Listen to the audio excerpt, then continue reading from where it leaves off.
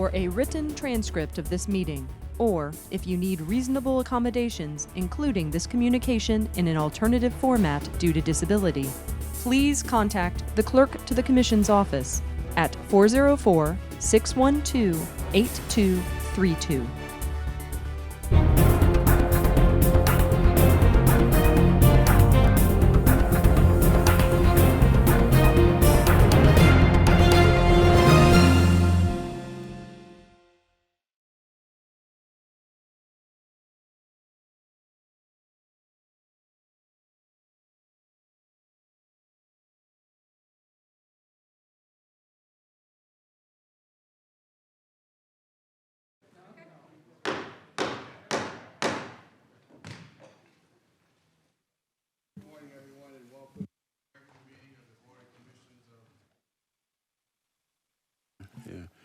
Good morning and welcome to the regular meeting, first meeting of the year of the Fulton County Board of Commissioners. It's a regular meeting. It is 10 o'clock a.m. Madam Clerk, please call the roll. Chairman Rob Pitts. Present. Commissioner Liz Houseman. Present. Commissioner Bob Ellis. Present. Commissioner Lee Morris. Present. Vice Chair Natalie Hall. Present. Commissioner Marvin Arrington Jr. Commissioner Khadijah Abdul Rahman. Present. Mr. Chairman, you have a quorum. Thank you, Madam Clerk. Please rise for the invocation, followed by the Pledge of Allegiance.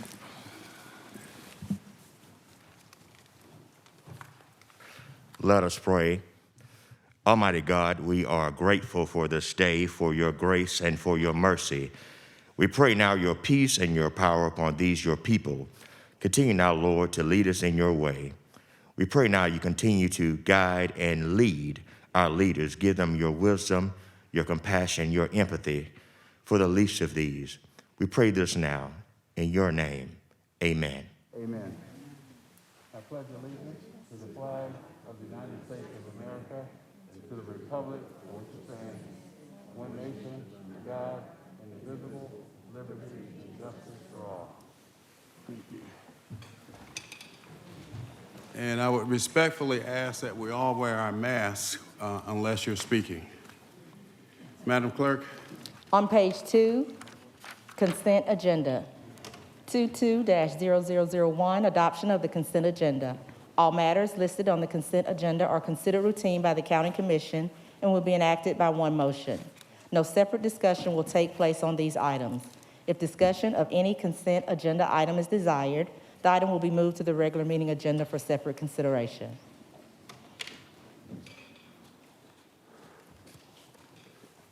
No items, Madam Clerk. Commissioners, any items on the consent agenda for separate discussion? None. If not, there's a motion to approve by Vice Chair Natalie Hall, seconded by Commissioner Ellis. Please vote. And the vote is open.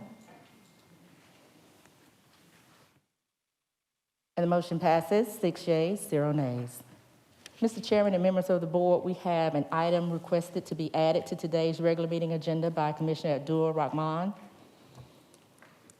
Request approval of a resolution in observance of the 93rd birthday of the Reverend Dr. Martin Luther King, Jr.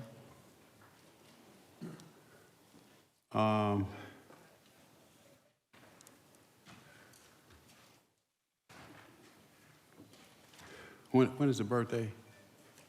Next 20. When do we meet again? 19. No. What's y'all's pleasure? You know, the rule is, unless it's an emergency, what's your pleasure? Do you mind if I just speak momentarily to explain why? No, ma'am. Because we were dealing with COVID. In the midst of dealing with COVID, I suffered a loss in the family as well. Okay. And so I was under the impression that we would have time in order to do it for the next meeting. And did not realize it, so I do take responsibility, and I do understand, Chairman, that it is best not to add stuff in, items unless it's an emergency. But if it's at the board's pleasure, if they can make this this concession this time, because we really would like to try to have it in place in continuity with the activities. Okay. So the rule is, unless it's an emergency, but we meet, and I think we're all in support of this. We meet on the 19th. Birthday's on the 15th, so it would be after the fact. So I would move then that we make an exception here that takes 5 affirmative votes. Is there a second? It's already made to add it. All right, the motion to, sure. We have a motion to approve adding it to the agenda by Vice Chair Hall, seconded by Commissioner Abdul Rahman. Commissioner Houseman. Yes, thank you.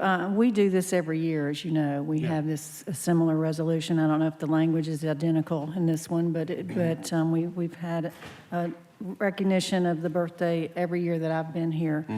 So, honestly, I would think that this would not need to be an emergency.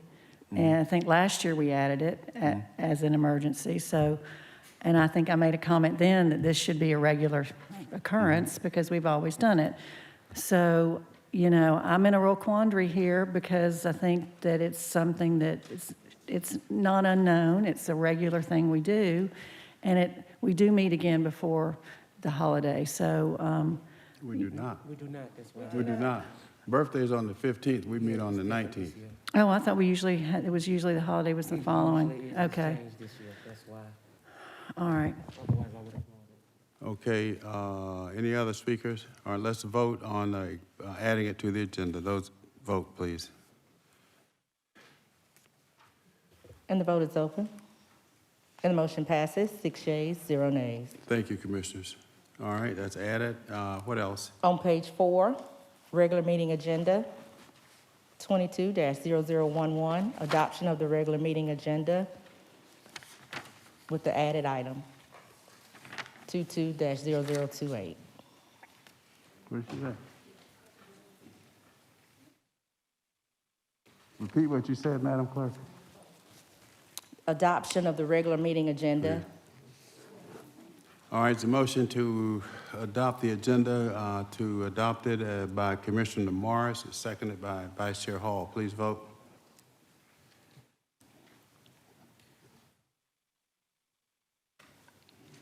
And the motion passes, 6 yeas, 0 nays. 22-0012, appointment of the vice chairman. Okay. I'd like to nominate Commissioner Liz Houseman as vice chair. All right, is there a second? Second. Second. Seconded by Ellis, everybody, okay. All right, let's vote, please. Are there other nominations? Not. Nominations are closed, let's vote. Madam Clerk?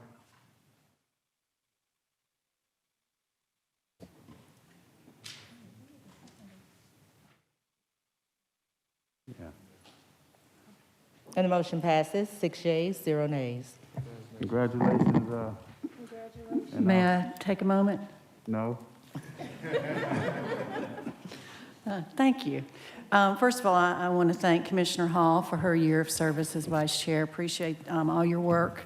And I also want to thank the commission for this privilege of serving as vice chair. And I certainly do appreciate the bipartisan nature of the support as I enter into what could be my final term as a commissioner for Fulton County. So I just want to say it's an honor, and I thank you very much for giving me that honor.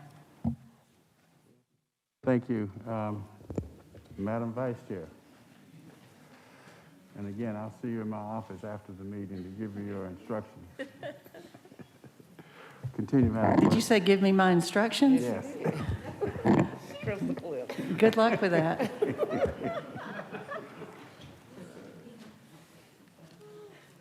Madam Clerk.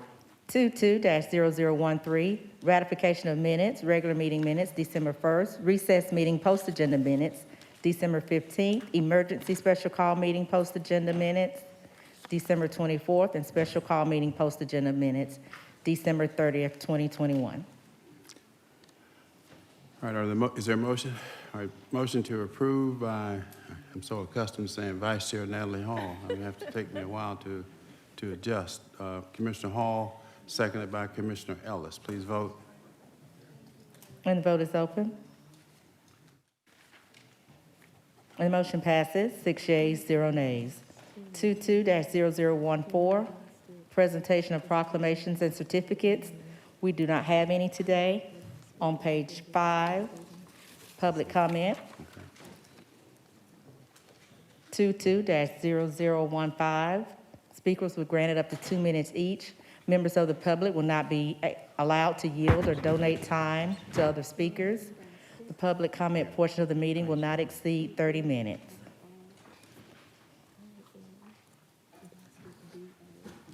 Mr. Chairman and members of the board, we have received 14 speaker cards. 14? Yes. Okay. We'll start with the speakers here in Assembly Hall with the first 5 speakers. Please come down. Sandra Burkhart, Amy Uphughes, Michelle Sarkeesian, Susan Ortiz, and Candy Muldowney. Thank you. Come on down, please. And as always, when you have 15 seconds remaining on your 2 minutes, I'll simply say 15 seconds, and that's your key to conclude your remarks. And before y'all begin, I don't know whether Mr. Bostic from Senator Warnock's office plans to speak or not, but he is here. Where'd he go? Is here in the office. Please stand. Let us recognize you from Senator Warnock's office. Thank you for being with us today. Yes, ma'am. You have the floor. My name is Sandra Burkhart. I live in Fulton County. I am appalled that you, Fulton County Commissioners, would even consider extending the contract for Happy Faces. Why don't you fire them? They have demonstrated incompetence, lack of familiarity with Georgia law, and total disrespect for the integrity of all legitimate voters. Your willingness to continue to use them should embarrass you. Fulton County has earned an egregious reputation when it comes to election, and Happy Face employees play a big part in the corruption. Scanning stacks of ballots multiple times is not acceptable. Taking large containers of ballots out from under tables after telling observers to leave is not acceptable. They behaved in ways that disgust honest people with integrity all over the world.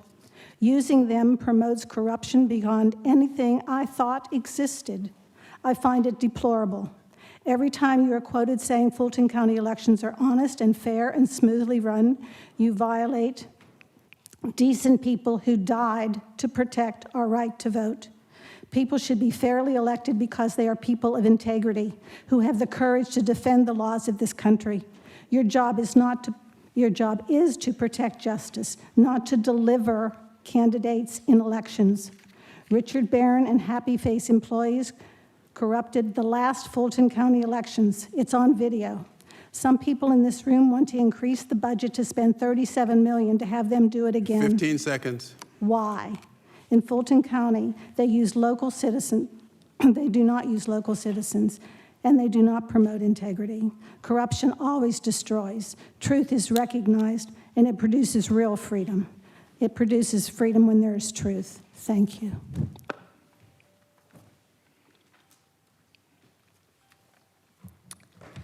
My name is Amy Uphughes, and I would like to make very clear that we cannot move forward without addressing the 2020 election. In October, Rasmussen reported 56% of all voters believed cheating affected the outcome of the 2020 election. 2020 was not an ordinary election. It was used to bring in Biden, Ossoff, and Warnock, using all means of voter fraud, stopping the count, lying about the water main break, the stuffing of ballot drop boxes, currently under investigation, the lack of chain of custody, absentee ballots, voter roll discrepancies, the pristine ballots that nobody can look at. As I look at the proposal for the 2022 budget for registrations and elections, I see a $21 million increase given to Richard Barron, who is either incompetent or complicit in this fraud. Why on earth is Richard Barron still working for Fulton County elections? A proposed budget increase from $16 million to $37 million in 1 year. How much of that money is going to Happy Faces? How much of that is for Richard Barron's contract? Our election workers should be the local stakeholders in the community where the elections are held like it used to be, not a paid temp agency with ties to a candidate on the ballot. Do not renew the contract with Happy Faces Temp Agency to run our elections. Imagine that you're a bank manager and we bring you evidence suggesting that money in your vault is counterfeit. How do you reply? We have the most secure vault in history. No, it is your responsibility to investigate. Instead, you say, bring me the evidence. We bring you more evidence and you respond with, you shouldn't raise such allegations. It will diminish the people's confidence in the security of our bank. If you're more interested in saving face than securing the funds in your bank, you need to be removed. You need to be removed from your job. Our votes are more precious than cash. Any public official not investigating the massive election fraud that took place in November needs to be removed from their job immediately and should become familiar with the legal consequences of committing voter fraud. Good day.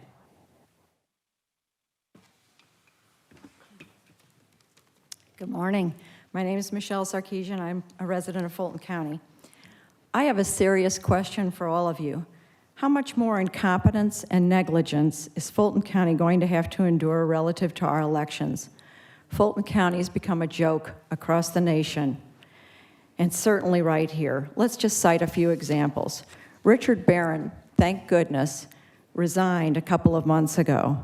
There was no denying very poor performance any longer, yet you did not immediately launch a search for a new elections director.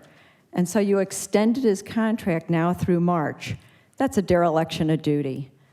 Why did you not take responsibility and act? Election integrity should be a nonpartisan issue. Yet, can Ms. Abdul Rahman explain why she gloated about Republicans getting a whooping on her Facebook page? That is stupid and unprofessional, in my opinion. The country has known how poorly trained and unqualified Happy Faces employees are. 2 were fired for shredding voter registrations. We still don't know their names. We wonder how many others weren't caught. How about the infamous Ruby Freeman? Who's responsible and accountable for hiring practices? Really, you should be. You have the contract. Carter Jones' report outlined numerous examples of shoddy work. Are you aware that Happy Faces is named in a current lawsuit? Doesn't it concern you that hiring Happy Faces under these circumstances shreds public faith in the very election processes you oversee? Do you realize or care that Fulton County continues to be characterized as a cesspool of voting problems? 15 seconds. And suspected of voter fraud and corruption? I'd like answers to these questions, so would many. And who gets the glory when you have eyes to see and ears to hear and you boldly oppose corruption? God does.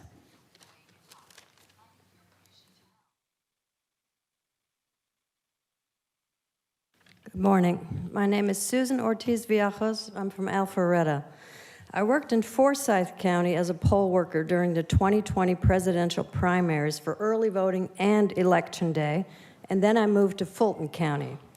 The experience I had applying for and being a poll worker in Fulton County makes me think you can run the elections much better without Happy Faces. The county's Election Day training ran much smoother than the Happy Faces training for early voting.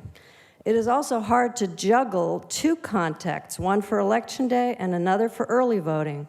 I had to keep track of 2 trainings I was scheduled for, 2 different dates, times, locations, 2 different managers to be in touch with, 2 different payroll departments when there were glitches, and almost everyone working with me during early voting had glitches with their Happy Faces paycheck. Furthermore, the Election Day poll work, I called Cynthia Floyd Thomas from the Board of Registration and Elections to see why I had not been contacted after filling out the poll worker interest form on the county website. She said they had gotten 10,000 applications and were very busy. Now, why on earth would you need a personnel agency to hire early voting clerks and to fill other positions when 10,000 citizens expressed an interest in working the polls? Why would you want to befuddle the process by having Election Day run by one group and early voting by another? It would be so much easier to just go to the county website and apply for a poll worker position, and then one could talk about availability once they're offered the job. 15 Many seconds. of the 10,000 may not be able to work 19 days straight as required by Happy Faces, but would be glad to work part-time for a few weeks in addition to the one election day. In this day and age, tools like Sign Up Genius make scheduling so easy, and that is what Forsyth County uses for its poll worker scheduling. Please consider doing this on your own without happy faces. Thank you.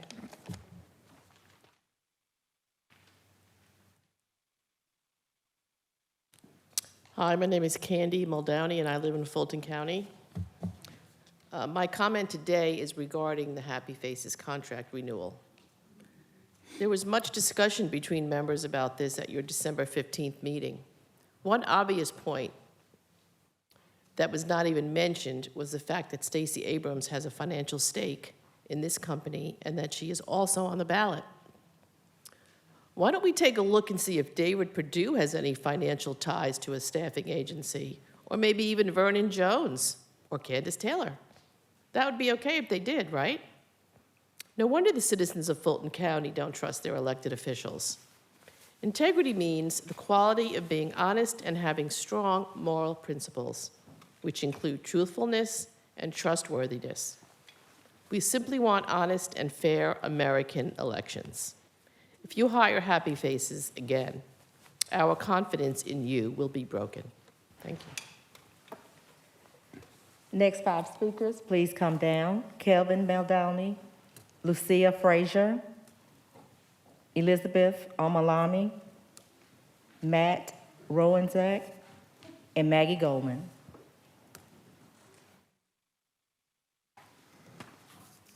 Good morning, Commissioners. My name is Kevin Muldowney. I'm a Fulton County resident. The Carter-Jones report states that temp workers are sloppy, poorly trained, and simply don't care about our sacred election process. And further states that Fulton should stop relying on temp agencies.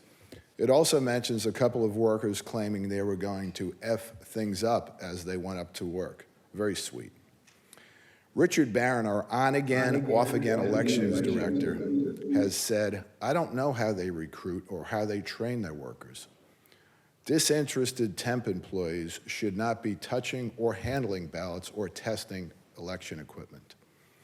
By canceling the $7.7 million contract with Happy Faces, Fulton County can certainly afford to hire a full-time employee to recruit and hire Fulton County citizens to staff their precincts.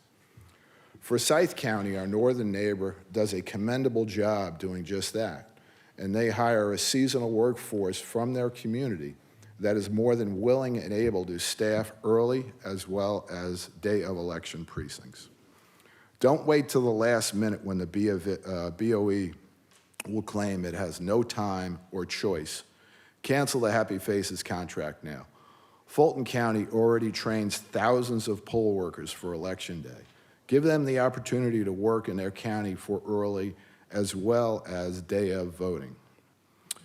We also need to redouble our efforts to find a highly qualified replacement for Mr. Barron.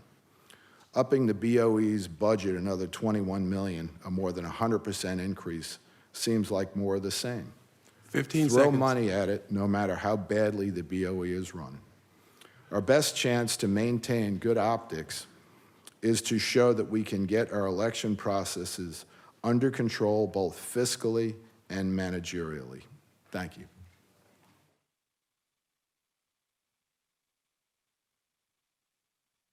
Good morning. My name is Lucia. I have the same questions. Why is the elections budget for 2022 up $37 million from 16 last year and from $18 million in 2020? So you can't say that it's because there's a big election, because we had one in 2020. And why is there still consideration of keeping Barron in elections after the lack of transparency and poor business practices, as shown by the county auditor's report? At the last election board meeting, I was there, and he proposed that he wants to spend $3 million, which ended up being $5 million, as further discussion revealed, on additional voting equipment just to save workers from bringing machines back from early voting and back out on Election Day. We already have too many BMDs on early voting. One excuse he used is, "I need one for every 250 voters," but that's wrong. I looked the law up. It's one for every 500. And it's not relevant on early voting, only on Election Day, because you only have 28 precincts times 12 BMDs. That's not 1 for every 500. So that doesn't work. You can pull back half the early voting BMDs and use them for Election Day. Y'all don't have to spend $5 million. Y'all don't have to spend $37 million. I know there's a number, and that's not the right number. So this was absurd by him. Y'all know he's not doing things right, so stop. Stop letting him work. In addition, the machines are only good for a limited time, so stop investing in them. The other question y'all need to ask, somebody needs to answer, what did we do before Happy Faces? Who was used? We didn't have a temp agency. 15 seconds. There's plenty of local volunteers. Don't think that they aren't. We'll show up. Happy Faces has been blocking people. They make it so hard to get through.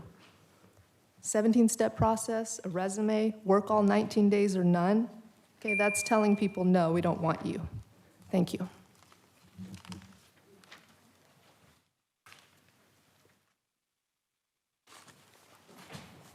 Good morning.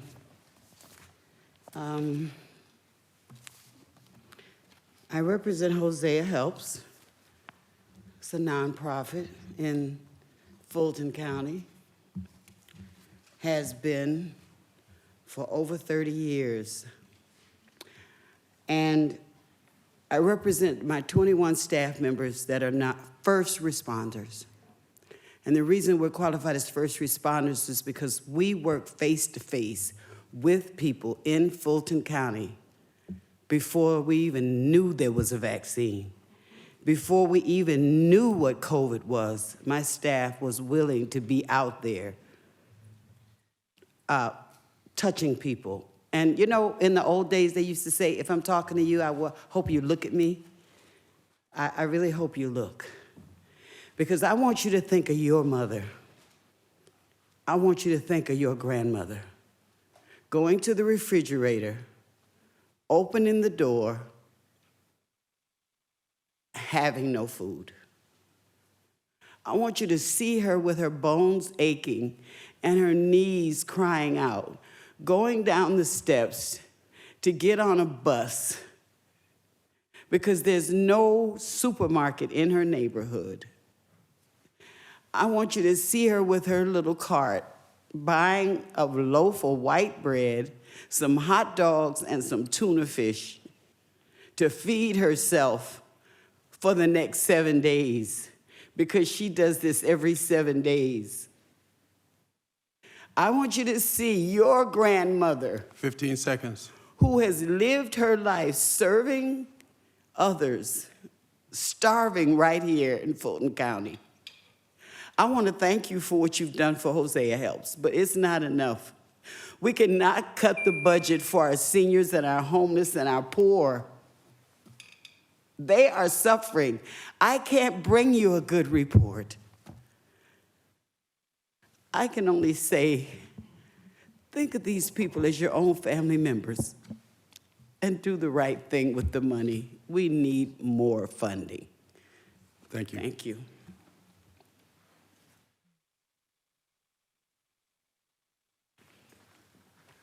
Good morning. Excuse me. Good morning, Commissioners. Today, I would like to speak to you about Agenda Item 22-0017, the proposal of the 2022 budget. Specifically on page 39, as you've heard before, is the registration and elections line item. And just to keep the numbers simple this morning, in 2020, we spent $18 million. In 2021, we approximately spent $16 million. Those numbers are fairly close, right? But in 2022, the proposal is to spend $37 million, which is more than 2020 and 2021 combined. If I were you, or if I were the elections department, I would certainly make available the details of those funds, because today that's not currently available. And if I was going to ask for 21 million additional taxpayer dollars for this county, that would be the least that I would do. There are companies in Atlanta and in the state that are required to report every single penny that they earn or spend, to, publicly accounting records. That's the standard, right? They have to report earnings every single quarter. So why can't at least once a year that be provided when you're asking for almost more than double the budget that you spent last year? So the question is this number legitimate, and where are the funds going? Because they shouldn't be going to the Southern Poverty Law Center. 15 seconds. They shouldn't be going to the Center for Tech and Civic Life. And it certainly shouldn't be another additional $5 million from BMDs because Mr. Barron is unwilling to move machines between early voting and election day. So what are these funds for? Thank you.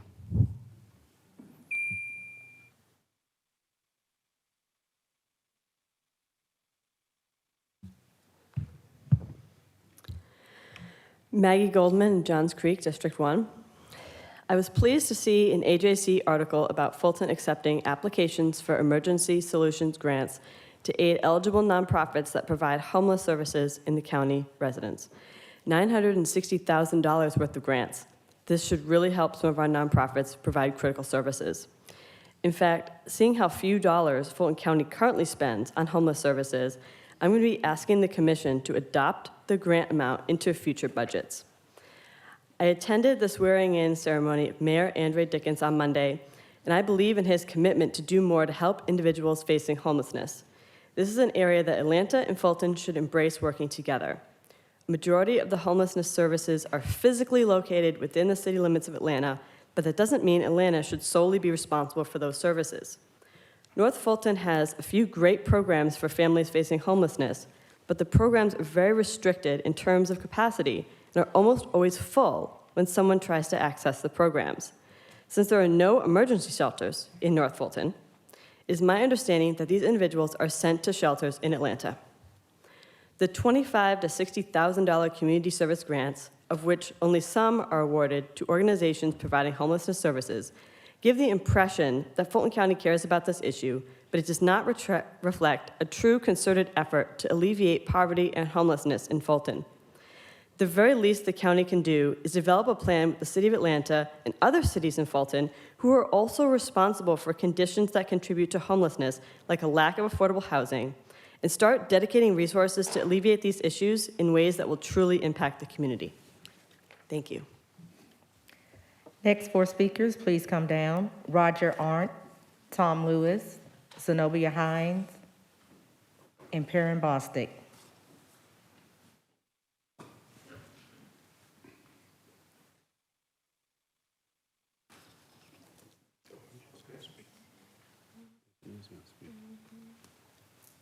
My name is Roger Arndt, and I live in Roswell. There's a saying that all government is local. And if this is local and represents government, I'm totally disgusted. I am so disappointed in what I see here. A group of people come in here and they take their time to speak to you. It's my understanding that the chairman has asked a group of folks if they would come forward and share, because they've been expressing concerns, what they would recommend to fix these elections. Why would we do that? We take time out of our days to come speak to you, and what do? You look down at your systems, you don't look at the speakers, and you obviously don't listen because you keep doing the same things over and over. You keep hiring. How many times have you now fired Rick Barron? What did you hear from the mayors? The last time he was fired is after the mayors expressed their concern. And what did we do in December, or just recently? You reinstated him for 90 days. How do you do that? This man failed an audit, worse than anything we've seen. The mayors called that out. What do? You put him back in for 90 days. Why? Because you can't find somebody? Are you looking? There's no way you could possibly be looking. And I can tell you exactly where this is going. We have asked you, do not hire happy faces. Get rid of Rick Barron. Clean up this system. What you said, Chairman, publicly, nationally, is where there'll be no audits in Fulton County. You completely rejected these requests, despite what is shown on national TV over and over. You ignore it just like you're ignoring us today. 15 seconds. You ignore us today. We're going to our mayors. You got a mayor's call on Friday, I can guarantee you, Kurt Wilson will be telling you, we're dropping out. Roswell doesn't want Fulton County doing their elections.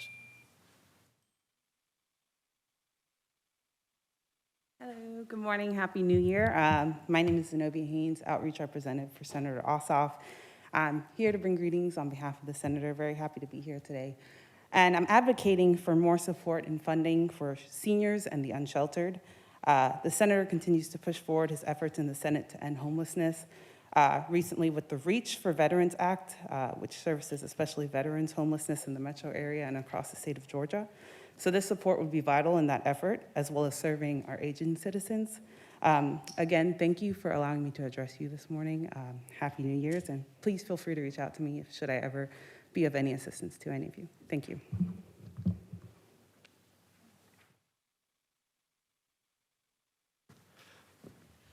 Good morning. My name is Perrin Bostic, and I serve as the outreach representative for U.S. Senator Raphael Warnock. I want to thank you for the opportunity to speak to such a distinguished body. Senator Warnock is doing everything he can to make sure that Georgians are healthier, safer, and more just, and that means making sure that our two most vulnerable populations get the support that they need, our homeless and our seniors. In order for us to really have that great impact, we really need the support from our state and our county partners to make sure that they're getting the help that they need. And so just thank you again for this opportunity. And if Senator Warnock can be of assistance to any of you, please reach out and let us know. Thank you. Mr. Chairman and members of the board, the next speakers will be via Zoom. How many? I think we have 5. 5? Yes.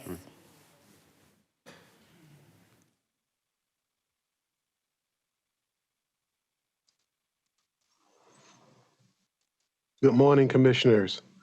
You have 5 attendees, and the first one is Ben Howard.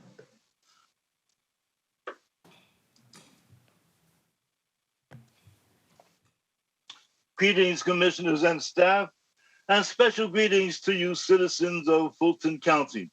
Ben Howard, Senior Advocate, Public Policy Analyst. I have come to declare January 5th, 2022 as the unofficial appreciation day for that now retired Fulton County employee, Ken Van Hoos. If I had the power to summon that scribe, the scribe who writes about those who have served senior citizens, I would say, write the page that Ken Van Hoos was present when the Commission on Elder Affairs sought to certify the county's senior multi-purpose facility. I would say write the page that Ken was present when the Council on Aging held Senior Citizen Days at Welcome All Park. I would say write the page that Ken helped Diane Williamson and Diane Rutherford find representatives to serve on the Commission on Elder Affairs Board of Directors. I would say write the page that Ken was present when seniors from all around the county filled the Government Center auditorium to let their presence be known and their voices heard. And so, Ken, though you may be absent from the Commission on Elder Affairs meeting on the 14th, whenever researchers thumb through the annals of the Fulton County Commission on Elder Affairs, their thumb oftentimes will find that name, Ken Van Hoos. The next speaker is Melissa Runyon.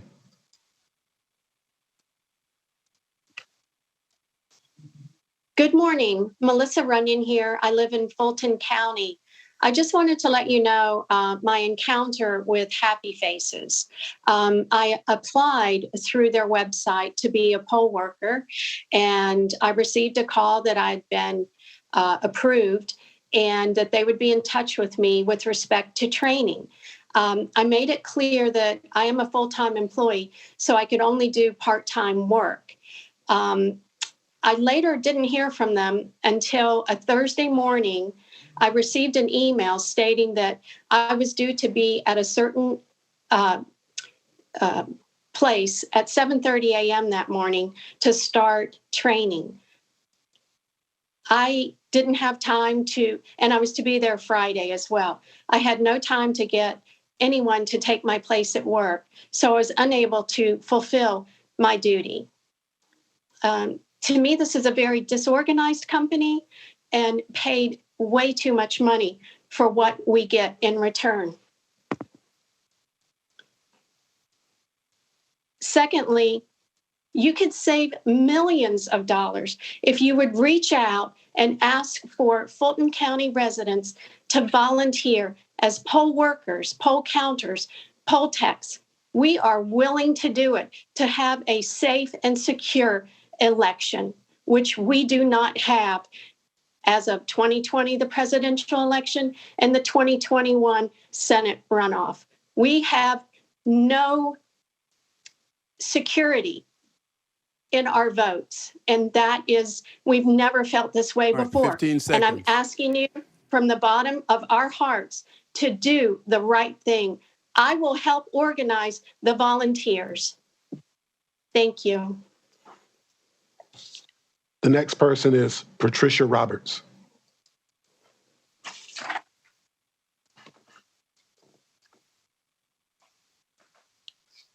Patricia Roberts.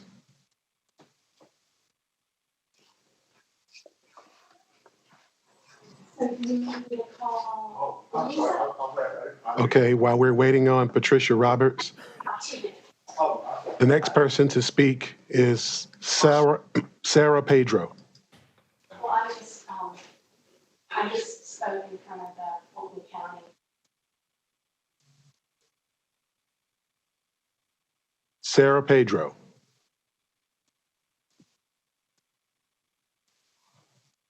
Okay. The next person to speak is Sheila Hamilton.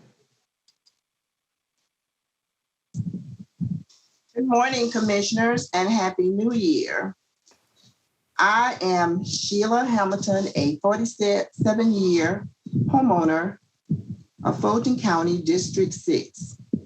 It is my hope that in 2022, the Fulton County Commission will bring about new ideas and ways to have citizens become more engaged with the work of this commission, especially doing as referenced the agenda that we have before us.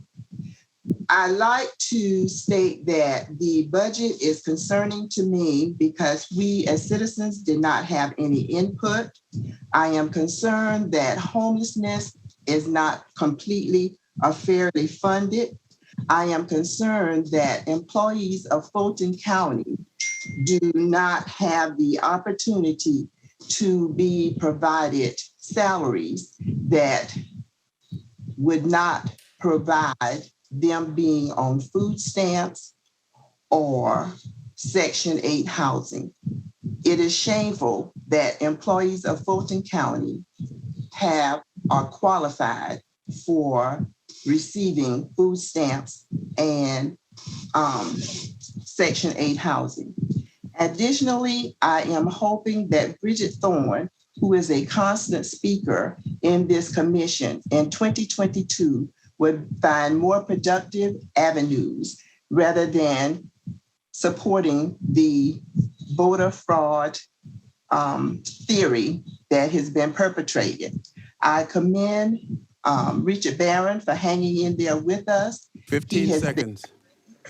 He has been threatened, and I commend him and all the employees for enduring what they have endured. Thank you for the opportunity to speak, and I hope homelessness will be addressed in this commission as part of the budget, and that employees will be fairly compensated for what they do. Thank you. Commissioners, I just wanted to make sure that everyone had spoken, and I'm going back to two other people. The first is Sarah Pedro. Yes, hello, I'm on. This is Sarah Pedro. I'm a Fulton County citizen from District 2, and I just wanted to echo the sentiments of previous commenters, previous citizens about removing Happy Faces, terminating the contract with them. We can do this ourselves and a lot more with a lot more integrity than that organization has performed. Also, just to comment on the that previous one. I appreciate what Bridget Thorne has done to shed light on the corruption that went on in the 2020 election, and I applaud her efforts and her persistence in shining a light on all of this. I think it's egregious for the fact that many times she's been ignored by all the stuff she's brought forward. So thank you very much for your time. The last speaker is Patricia Roberts.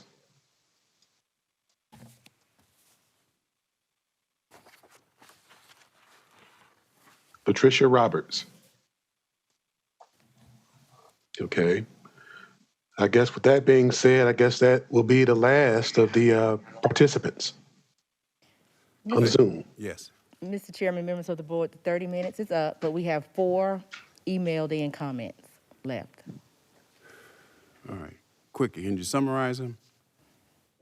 Ms. Waller? Yes, I will go ahead with those. The first public comment is from Robin Hahn. This is a written request to not approve additional funding for elections. Bye. For elections with Fulton County. I do not approve, condone funds to further our elections process. An additional comment that agrees with Ms. Hahn is from Suzanne Hubbard. And then we also had a comment from Ms. Sarah Pedro, who also has spoken, as well as a comment from Ms. Sheila Hamilton, who has spoken. Would the board like for me to again read those comments? All right, thank you. They already spoken. Can you get me a copy of those comments so can you put them on a slide for me for the election board? The copy of their comment, they spoke. They spoke. So I'm reading your comments. It says we should have a slide showing these warriors commenting. To work this Right, out. she just sent pictures of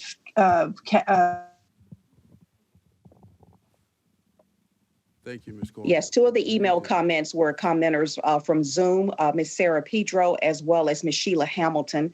If the board agrees, I will go ahead and repeat what they just said, we can send those over to the board again. We've been very lenient this morning. Thank you for your comments. Anything else? Public comment? All right. And that is it, sir. Thank you. Continue, Madam Clerk. On page 5, county manager's items under open and responsible government. 22-0016, presentation of COVID-19 operational response update.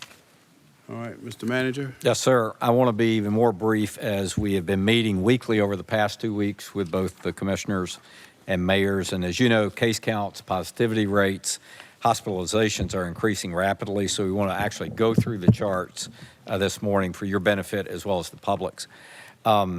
As well, there's a huge spike in demand for testing. I visited all 3 sites, North Point, Boulevard, and Stonewall Tell on Monday, and we're seeing from 800 to 1,500 folks a day at those locations. I want to give special thanks to the Fulton County Sheriff's Office, the Marshal, and Fulton County Police for providing personnel for traffic control and movement of vehicles. They did a phenomenal job with very little notice.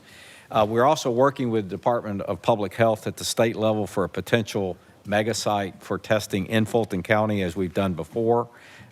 We are, in addition, awaiting the arrival of 46,000 home test kits. They were to arrive yesterday, but they've been delayed. Hopefully this week they will arrive, and we'll discuss a distribution plan for those kits today and seek your input on that. As well as you know, there are federal plans for over 500 million test kits to be procured. Those are going to be made available vis-a-vis a federal website. It is alarming to see the number of new cases in our employee base. You'll see today 153 new cases. That's a high water mark for any reporting period. And that's with 82% of our employees being vaccinated. In light of these trends, as well as the impact on employees, we're going to recommend keeping our senior centers closed for the time being, continue a virtual approach in our court operations, including suspension of jury trials, in-person jury trials, and then obviously encouraging teleworking wherever possible. You can see in today's paper, many of the Fortune 500 companies in Atlanta, whether it's Home Depot, UPS, and the like, are delaying back to office work.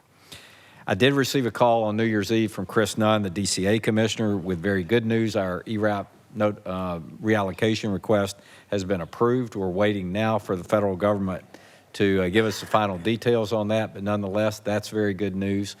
He also anticipated last week receiving and had heard verbally that Treasury had approved their mortgage assistance plan. As of yesterday, he still did not have the final details on that, but we're anticipating that approval shortly. This may seem like deja vu all over again. The good news is that we know what to do and we know how to scale our response. The bad news is, of course, the uncertainty of the duration of this very tremendous spike. I would also remind you, and you'll see in the presentation that you've been provided, that we have expended $100 million of the slightly over $300 million for this total response effort. And again, this is a 4-year program, so within 1 year, we've expended 1/3 of it. So keep that in mind as we look at the budget and any reserves that we recommend. But I asked Matt and Doug to actually step through the charts because of the severity of these spikes and the details. They'll do so quickly and then be available, of course, to answer your questions, Mr. Chairman. Thank you, Mr. Manager. Good morning, Board of Commissioner members. Doug, let's go ahead and get started. We're going to touch on a couple salient points and hopefully be able to answer any questions or concerns that you guys have today. Good morning. Next slide, please.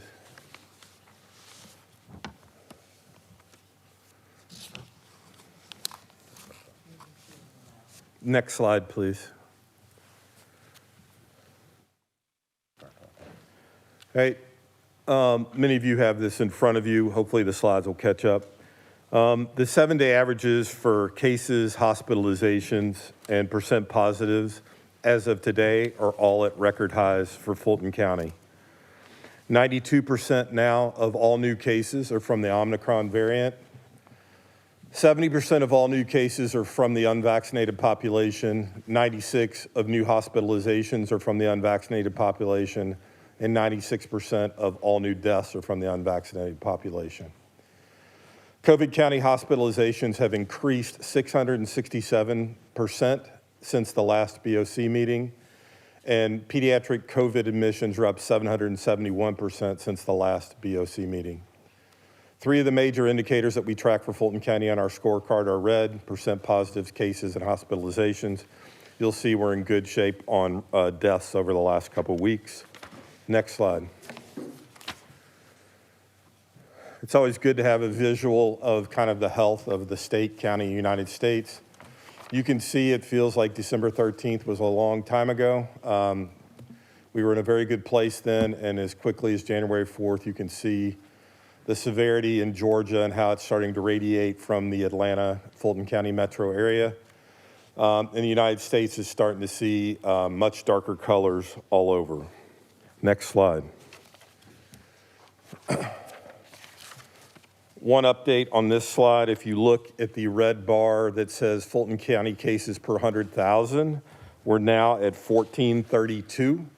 So we're 14 times the recommended amount of cases for to be considered for high transmission, and we're at 36.6% for percent positives, which is 3.5 times the recommended amount for mandatory masking. Next slide. This just shows, and this came out yesterday, they do a weekly report of Omicron versus the Delta variant. Omicron is now in purple. It now accounts for 92.1% of all new cases in Georgia. And you can see that Delta is still around, but for the most part in the United States, Omicron has become the dominant variant. Next slide. So every month we look at a monthly total, and you can see that December was our highest ever by about 6,000 cases. 23,410, our highest case count ever, and then the deaths, which are a lagging indicator, did tick up slightly from 41 to 57. Next slide. Just to show you quickly the municipalities, if you look at the third column, the percent change over the previous 14 days, every one of the municipalities are somewhere between 400% to over 1,000% increase in cases. So we're seeing it all over the county and all the municipalities. Next slide. So this is kind of the snapshot that we present, and we compare it to the last BOC meeting. The daily average for cases is 2,075. You look at the orange chart, second one from the left. That's up 1,687% since the last BOC meeting and has more than doubled our previous high from January 3rd of last year. The percent positives is the one that's just crazy, 36.6%, 813% increase since the last BOC. And our highest previous to this was 16.8%, so we're about 20% worse. Anybody that's driving through our testing centers, over 1 in 3 cars has an infected individual in the car. Hospitalizations reached 1,000 yesterday. That's up 685% since the last BOC. The average deaths is 0.4, which is down 200% since the last BOC. But remember, death lags from hospitalizations and ventilators by about 4 to 5 weeks. Next slide. One other comment I want to make is kind of alarmingly so. We hear a lot of information about it's not as serious.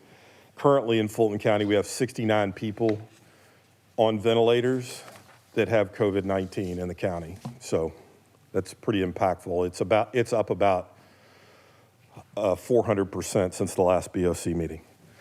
All right, the scorecard, you see some red, yellow, and green. Hospital bed availability is an average over the last days. You see it in the green.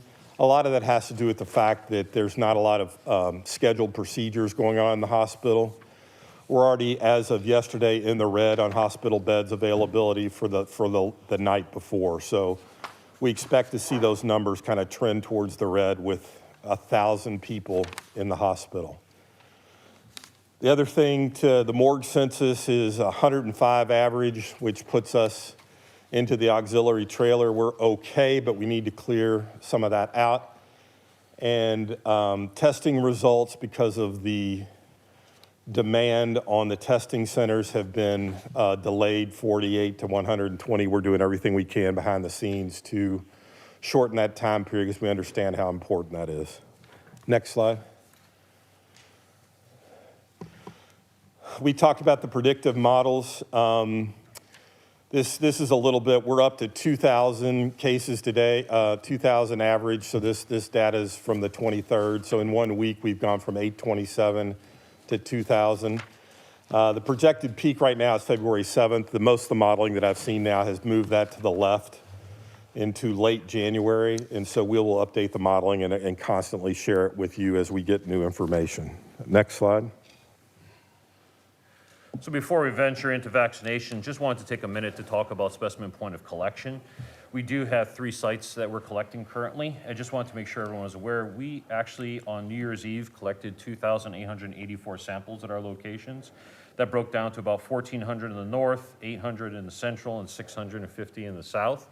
And those numbers are just going up. So we're trying to add additional capacity throughout the area. The county manager did speak to you about that. We're working with the State Department of Public Health to identify a location where we can offer as a mass testing site for the people that we serve, as well as our surrounding jurisdictions. And hopefully we'll be able to share that news with you by the end of the week or the beginning of part of next week regarding what that efforts look like. What we do like to highlight is, once again, the fact that the Fulton County team has vaccinated over 533,000 individuals. We're looking at 61% of our population is still fully vaccinated. And of that fully vaccinated population, 38% have been boosted. And that's about 232,000 individuals. Still want that number to come up. A lot of people are becoming eligible for their 6-month period of time from their last Pfizer shot. So please help us amplify that message to get it out there. Incentives also work. We'll continue to do that as well. We've actually expended over $250,000 in incentives to actually reach over 2,700 individuals, and we'll continue to do so. And we want to also make sure that the listening public understands that anyone 12 years or older is eligible for their Pfizer shot at this time for a booster. So please make sure you do that. Also, during the mayor's meeting, Dr. Paxton went ahead and showcased a slide and wanted to make sure that people in the public also know this as well, is that if you do get your booster shot, it actually helps your efficacy by 25% and your ability to go ahead and fight off the new variant. So If you're fully vaccinated, you have about a 50% chance of getting the current variant infected with it. If you're boosted, it actually increases or decreases your chance to about 25%. So please take advantage of the booster shot at this point in time. If the the person controlling the slides could switch to slide 15, it's a vaccination response slide. Just want to highlight the fact that we did see a little bit of decline over the holidays, but we're seeing numbers start to pick up again. Our southern location, though, has plenty of availability. We love to make sure that the people in our South Fulton footprint take advantage of that site to make sure they continue to know that it's there and leverage it. We could definitely use some more individuals trafficking that area to make sure that we can help folks fight this current virus. Next slide. Just want to highlight the facts that our mobile vaccination team is still reaching out to the public of need. 81% of the people of color is what we're targeting, and about 85% of the places that we are hitting are places that are low uptake based upon the CDC and census tract data. So continue to do good work with that, and we'll continue to move forward with that as well. Slide 18, please. It'll be the path forward for 2022. So want to make sure that the public knows we've increased our capacity by 63% to ensure there's a lot of locations for individuals to get boosted or get your first and second dose of the vaccine if you haven't done so yet. You'll see the locations on your screen, and we want to make sure that we continue to offer nighttime opportunities at all of our fixed sites, as well as mobile units, which will go ahead and continue to target those areas with low uptake in the census tract data. So a lot of flexibility. This new plan allows us the ability to go ahead and take some of our units that are at fixed sites, push them out to the community if need be, if we start seeing a reduction in demand at our fixed locations. And that's one of the things that we're really proud of going into this quarter, how we're going to actually leverage our resources to be able to respond. Next slide, please. Just want to make sure we also continue to showcase with this the ability for incentivizing as well as leveraging financial incentives and taking some of the core EPI folks that the Board of Health has and reprioritizing them to make sure that we take care of individuals that are homebound or individuals that just cannot get out for one reason or another to get to a vaccination site. So those folks are being taken care of by our partners in the Board of Health and leveraging those resources to do that. And what we want to make sure, as everyone knows, is that this team between the Board of Health and in Fulton County, we're leveraging grant dollars, we're leveraging resources to make sure that we're nimble in our response in this effort. At this point, I'd like to pass it over to Dr. Rochelle, who will talk about the next section, which is the home test kit program. Thank you, Matt. I'm sure each of you has heard much in the news and perhaps from constituents about home test kits and availability or lack thereof. Today, I just want to illustrate 3 components of what we know about home test kits to date. So as the county manager discussed in his opening remarks, the Board of Health has procured 46,000 home test kits for distribution to Fulton County residents. This is a 2-pack test kit, and we are working through the logistics right now as it relates to where these test kits will be distributed throughout the community. The funding source for these test kits is a federal equity grant. So while there will be focus throughout Fulton County to distribute the test kits, there will be a special emphasis on communities with low vaccination rates, high COVID rates throughout the community. We will also have a reserve for direct-to-consumer for constituents who simply cannot get to one of the designated distribution sites, as well as partnerships with community-based organizations. As I indicated, the target population is through the equity lens, which will focus on low vaccination and high rates of COVID. You may have also heard through news reports that the federal government is planning to procure 500 million test kits. As of today, we are waiting on details for how those test kits will be distributed. The intelligence tells us that these test kits will more than likely be a direct-to-consumer process through a government website. The quantity per household as of today is unknown. There is also a $50 million 50 million quantity of test kits that will be distributed through federally qualified health centers. There are several federally qualified health centers in Fulton County, and those will also be access points for their patients. The administration has also signaled that there will be a private insurance reimbursement option for test kits. Details are still to follow. Today, I also want to present a recommendation for the procurement of 46,000 additional test kits to double the quantity of test kits that the Board of Health has procured already. We are working with purchasing to determine availability as quickly as possible, as well as the type of test kit. I have been in conversation with the CDC to vet reputable vendors that meet the FDA requirements. The approximate cost for these test kits is trending between $16 and $24 per unit, and the approximate projected cost can be anywhere between $736,000 to $1.1 million. The proposed source of funding is ARPA funding. In addition to this, the access points will mirror what we are partnering with the Board of Health, which are 15 access points spread throughout the county. It will also include a direct-to-consumer component, as well as partnerships with our CSP providers who are serving low to moderate residents. The target population will be for Fulton County residents only. Based on 4 key assumptions is what this recommendation is based on. These 4 key assumptions are: 1, that we will continue to see a high public demand for testing as evidenced by long lines and lack of available appointments.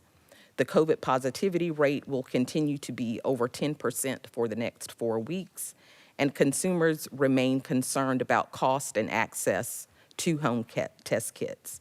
And the 4th assumption is that the federal home test kits will not be immediately available for Fulton County residents. So these 4 assumptions anchor the recommendation to procure 46,000 additional test kits to double the quantity that the Board of Health has purchased. Matt, that concludes my remarks. Thank you, Dr. Rochelle.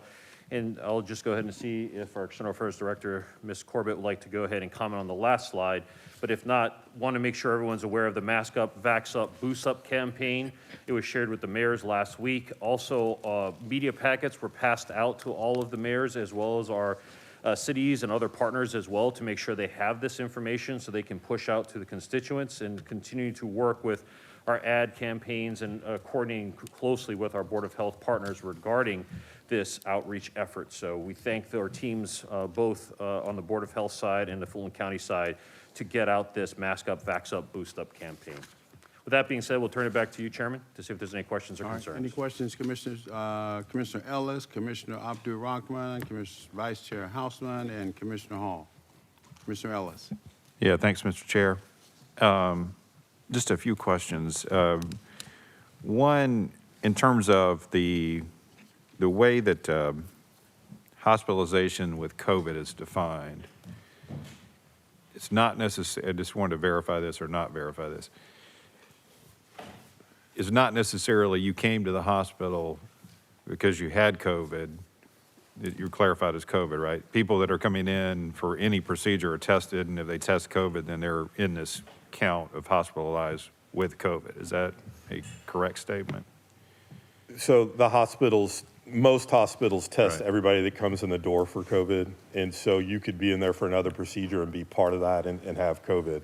The transmissions rate's so high. So your premise is that not all of those 1,000 are in there just because they have COVID. Right. Certainly, if you're in there for some reason you have COVID, then that further compromises. We have asked the hospitals to Right. start tracking it separately so we could get a better count, but they're not doing it. Okay.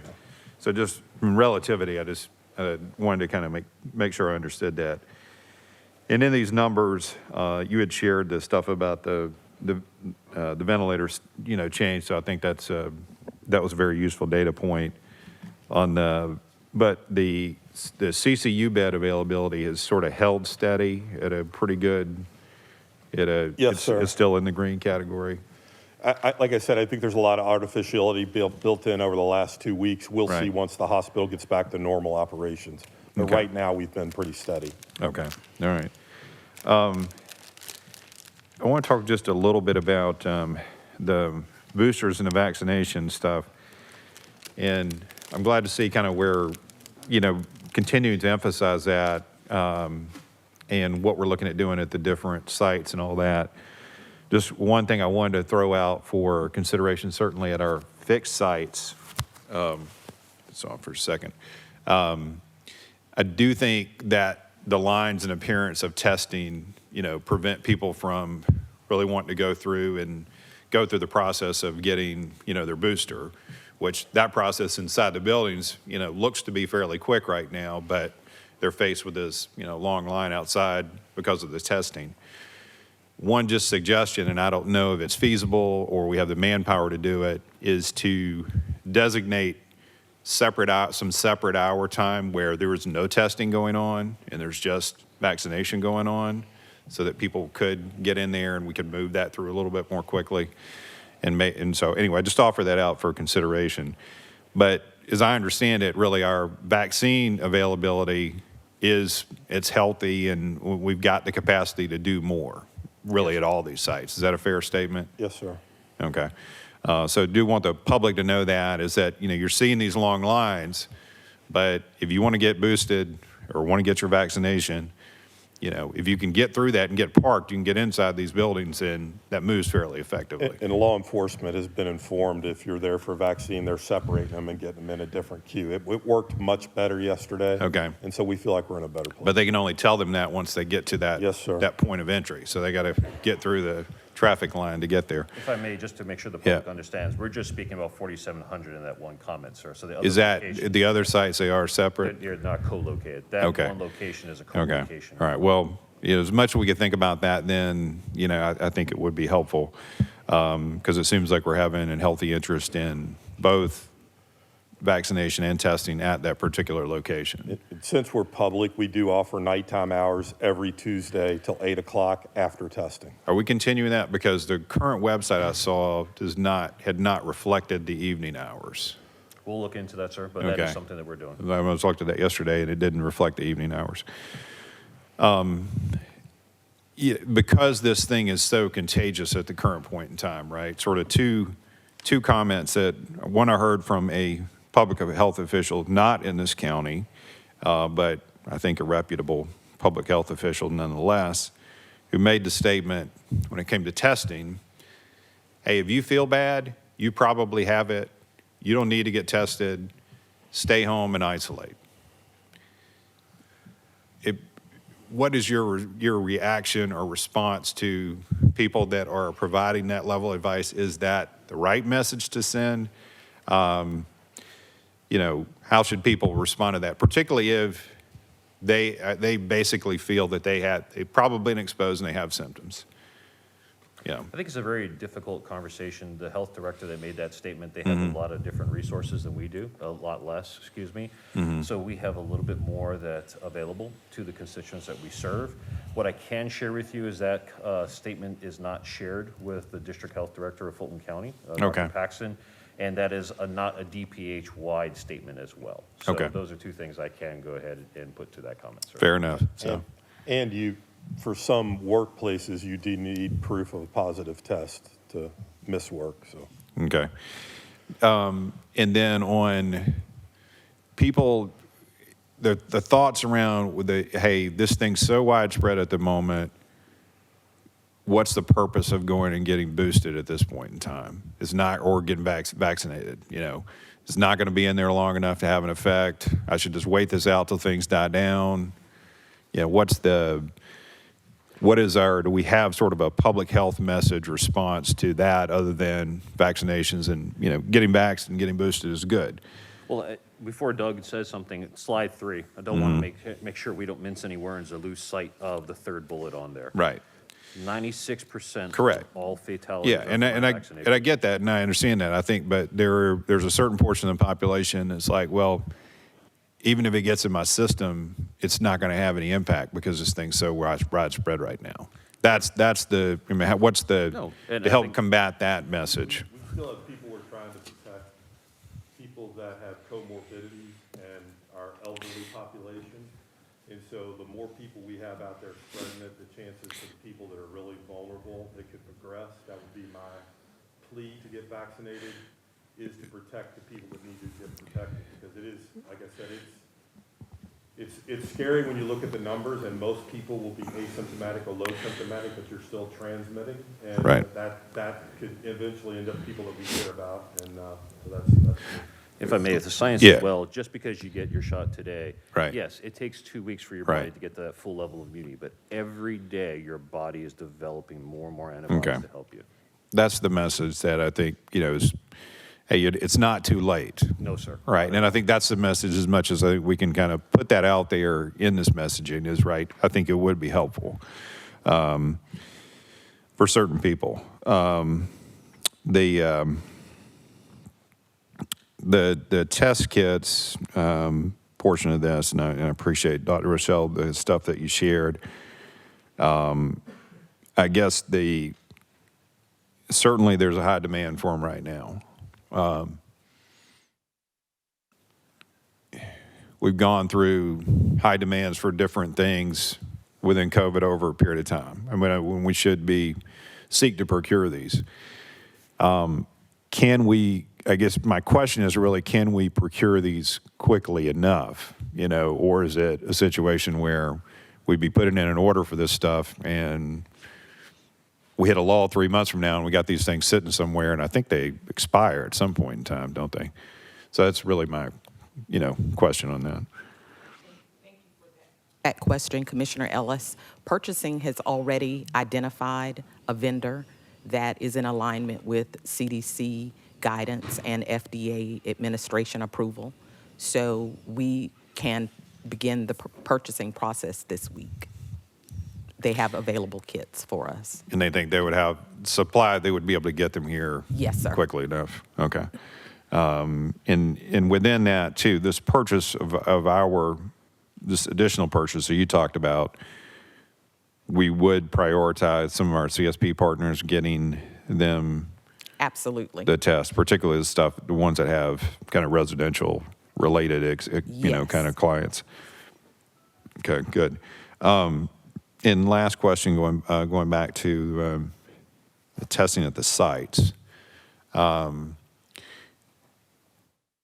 We're fortunately, we've had generally good weather up until we had some high winds the other night that impacted some of our sites. But, we all know that we're certainly in a period of time where we're going to have weather volatility and cause us to close down and that sort of stuff. And, I think so I'd want you to speak to a little bit of kind of our plans for making sure we've kind of got active plans for dealing with weather.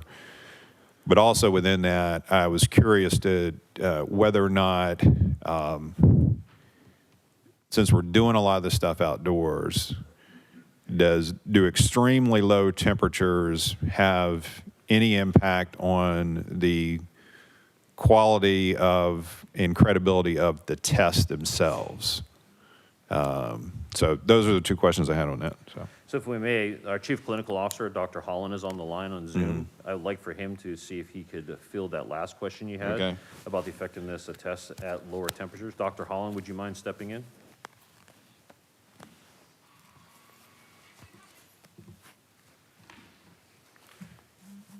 Maybe the moderator can just ensure that Dr. Holland has ability to go ahead and speak.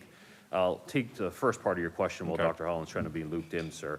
So we are an outdoor environment for safety, of course, for the individuals doing the sample collection. It is a really rough time of year with temperature swings as well as with frontal lines that come through. We're making sure that Our partner, Mako, who is the State Department of Public Health contractor for those sites, has the necessary weather plans in place. We advise them when we have lightning in the area, as well as other threats, so they can take the necessary shelter to protect their individuals. We ask people to pack a lot of patience on those particular days. Our external affairs team is just pushing as much information out to let folks know that there may be delays 30 minutes at a time while waiting for lightning to clear and such. Temperature extremes are also something we're making sure that our partners at Mako are aware that make sure they're having enough breaks. Our law enforcement partners as well, to make sure they're properly clothed and coming in to get warming breaks as well. And when appropriate, assisting them with heaters and other things that they need. We're trying to make sure that they know what works best in these environments, since Mako is the one that's responsible for that for their team members. But when appropriate, we are assisting them. Just want to see if Dr. Holland was able to come back online.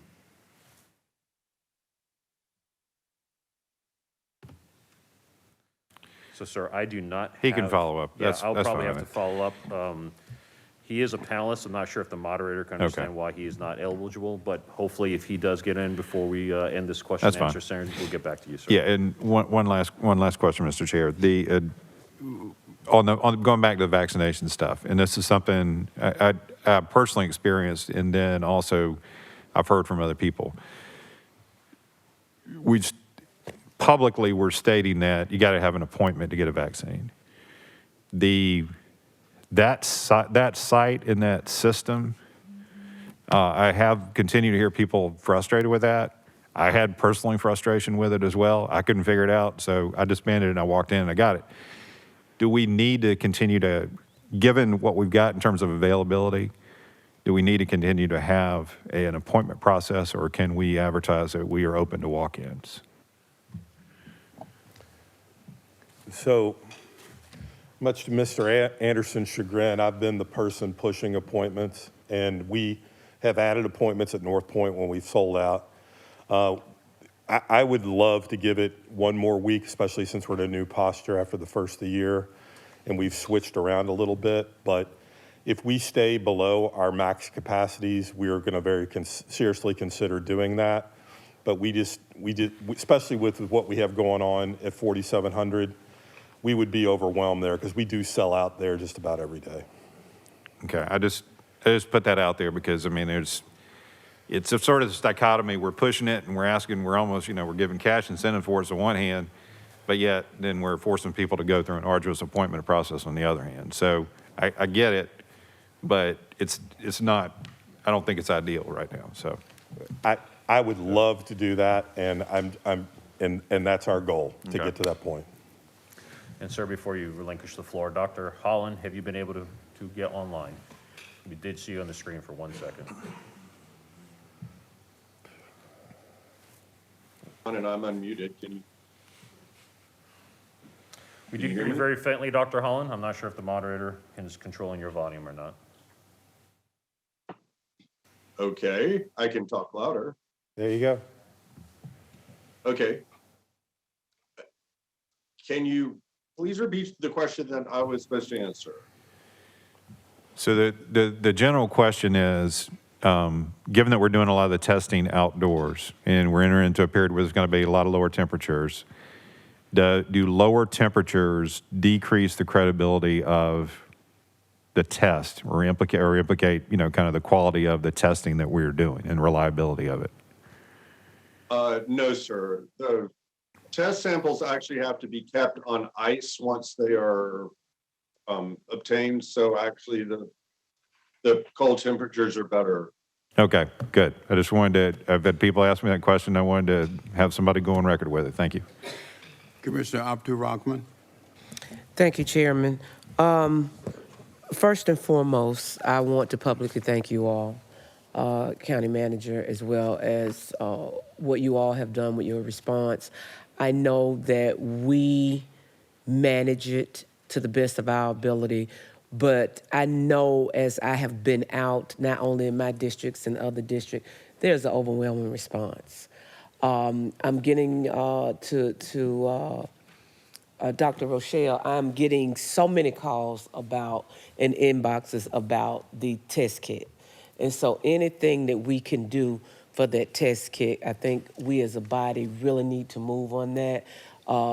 I know with my colleagues at the Fulton County school board system, they were trying to manage that with the home test kits to be preemptive if the child was feeling a certain way or whatever. But to make a long story short, there is a really great need across the board for that home test kit. So I want to commend you all to getting above the curve, so to speak, in that. Two things I want to publicly state. Our test sites are safe. Nobody's being attacked. Nobody's being threatened. A lot of times I just ride around. A lot of times people don't even know I'm an elected official. I ride around and just to see how they're being greeted, how fast or how long the line is, what is the reception of the individuals that have been through the line. And outside of just being a great demand, people have been safe. And so I know in the media, it's out there, and some constituents have reached out to me with concerns. And I explained to them that these are not test sites that we have control over, so to speak, that they're seeing some problems at, because I know for a fact all of our testing sites are very, very safe. And so I just wanted to go on record assuring the public, sometimes you're gonna have this problem, tempers flare, and people are scared. And like you said, if people will pack their patience, I think that will be a great thing. I'm not sure if this is the juncture for it, but I did want to put it out there. Fulton County Jail and the number of rising COVID concerns there. I'm not sure what we need to do as a body, but I have so many calls from employees. I have so many calls from constituents who have an inmate in a Fulton County jail.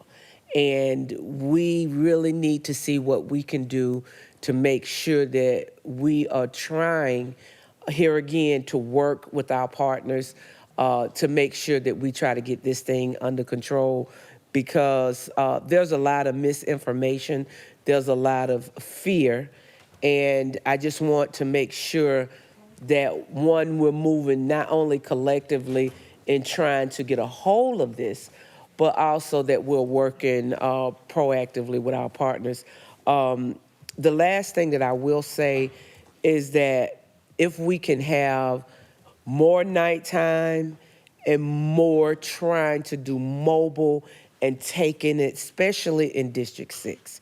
I can only speak unequivocally for my district, is that individuals that want to be tested and individuals that need vaccinations don't have transportation to the places they need to get it from.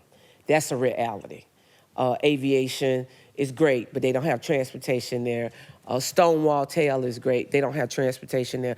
And so I would, I guess, County Manager, if we can try to maybe look, in addition with the team, maybe doing some, and here again, you are the expert, I'm not. I'm just letting you know what my constituents, kind of a pop shop type mentality thing. Because it's individuals that will come out and get vaccinated, and they'll do it at the very last minute. And I know it's hard to regulate, and logistically that can be a nightmare. And I know that, but I just want to say, if there's something we can do, given our present situation, to do maybe a couple of things, a couple of test sites or whatever, vaccination sites, where they're on that kind of pop shop type mentality, and we know that the people are going to be there, or we know that it draws the people there, and we can do it. I really, in my district, I know it will help because of the conversations I have been having with not only the community leaders, but some of the school board members as well. And but here again, in the ask, I always want to say that I appreciate the great job you all are doing. And I know this is unprecedented times, but I think you all have rise to the occasion. It may just take a little thinking outside the box in some, areas, especially in my zip codes, but I appreciate the work that you all are doing. Thank you. Thank you, ma'am. We'll take that as guidance. We'll go back Vice to the team Chair, and work on please. that. Good morning, gentlemen. Good morning, ma'am. How are y'all doing? Doing well. Happy New Year. Before I start, again, we all appreciate very much the work y'all are doing, especially with vaccinations. I think we have shown that we have put a lot of effort into the preventative side of this, and the community recognizes it, and we appreciate it. But this is a moving target. I mean, every day something new is recommended of how people conduct themselves. So, you know, it's very confusing. That's the calls I get right now is, what am I really supposed to do? I've been exposed, you know, this family member, you know, is it 5 days, 10 days? Is it 2 days before? You know, how long do I isolate? I'm looking at the latest CDC recommendation, and it says on the very first line, this came out last night at 7:25, the updated recommendations do not advise a test for isolated people, but they offer guidance on how these people should respond to a test result if they choose to take one. Well, I think everybody's isolating right now just based on traffic coming in this morning. You know, what normally takes an hour was 30 minutes with zero traffic, so a lot of folks must be isolating, but I don't think they're isolating by choice. I think they're just, their kids are home from school or whatever the reason might be. But people do need to understand, you know, how to act right now, what to do, how to keep the family safe. So I just feel like that the message is muddled still, and I don't know what we can do to try and provide some clarity to that. But it's really important. I mean, this says that you're supposed to avoid places where people can't wear a mask, such as a restaurant or a gym, and to avoid eating around others until day 10. Well, when is day 1? Well, I don't think people know when day 1 is. So I don't know what to do to clear this up any, and I know that on the mayor's call last week that Dr. Paxton was struggling with how to explain it. But I'm just, you know, Jessica, I don't know what we can do to really try and make this as clear as possible to people. And I know it changes and you're going to have to update it a lot. But, you know, I heard this morning that the majority of cases right now are people that have been vaccinated. I don't know if that's true or not. It was on the Today Show, I believe. So, you know, I think the average person is struggling. We're very educated on all this, and I'm confused. So, you know, I'm looking at you, and you look like you share that confusion. No, I think there's times there's been some frustration regarding the guidance. Dr. Hollins, our Chief Clinical Officer, will step in here to do his interpretive dance, I guess you could say, of what the current guidance is. I know a lot of work has gone into probably simplifying it the best we can for the people that we serve. Jessica Kovitt, working with Dr. Paxton, Dr. Holland, tried to put together a one-table slide that could make it a little simpler for people to understand the various guidance that's out there. But I agree with you. It is very confusing at times, especially to a clinical officer. So we will continue to strive to make sure the message is clear for the people that we serve. And Dr. Holland, I'd like to see if there's anything you'd like to add to that point regarding the commissioner's concern.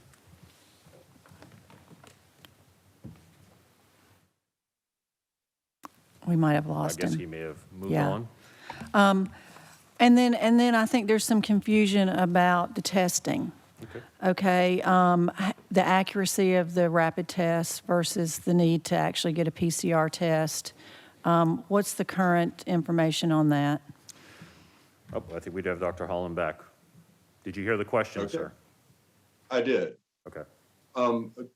First of all, backing up to what is day 1? Day 1 is the if you have no symptoms, it's the day after your test. That's day 1. If you have symptoms, fever, something like that, day 1 is the day after all that resolves, and start counting from there.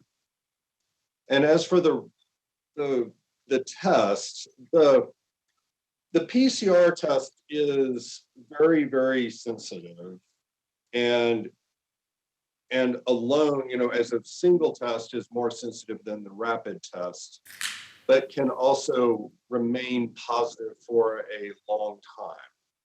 So it doesn't necessarily tell you, like if you're well, it can stay positive for a long time.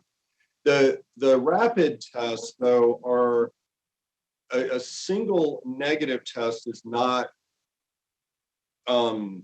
sufficient to rule out COVID. You have to do 2, 24 to 48 hours apart. But if you, and that's why there's 2 in the box. So if you, and I'm sorry, I'm there's a little echo here. I'm hearing everything I'm saying, so that's why it's a little hard for me to talk.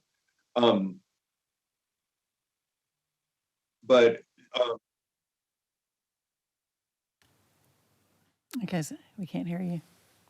So I believe what Dr. Holland, which you cannot hear at this moment, sir, the home test kit is normally paired with a PCR-based process. So even though you have signs and symptoms, if you do test negative on the home test kit, the recommendation is still to go get a PCR test to ensure that you really are negative in that regard.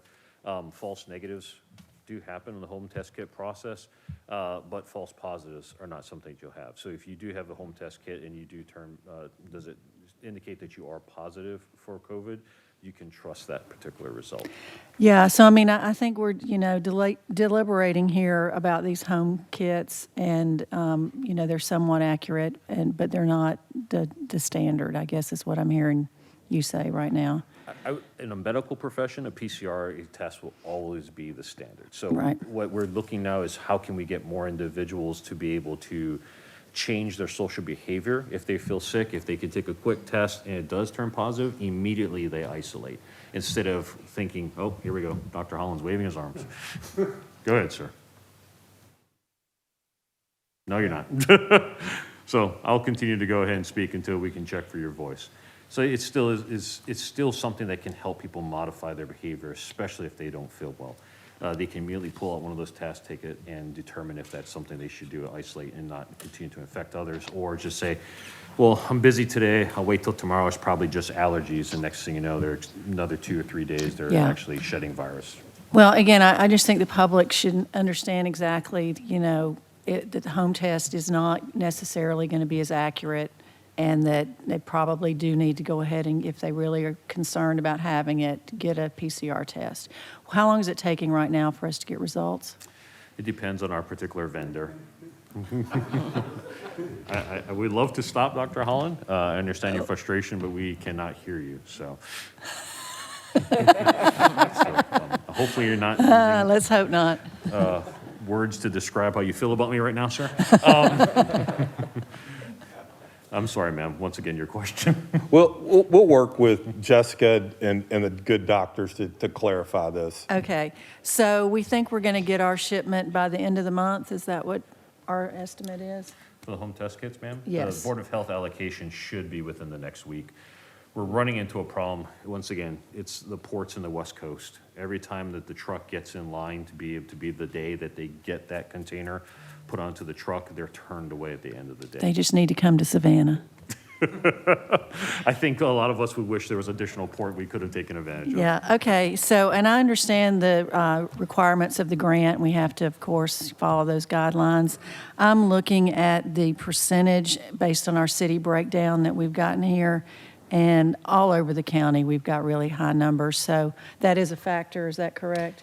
Yes, ma'am. So for the Board of Health test kits that are purchased with federal dollars, they do have some specific guidelines they must follow.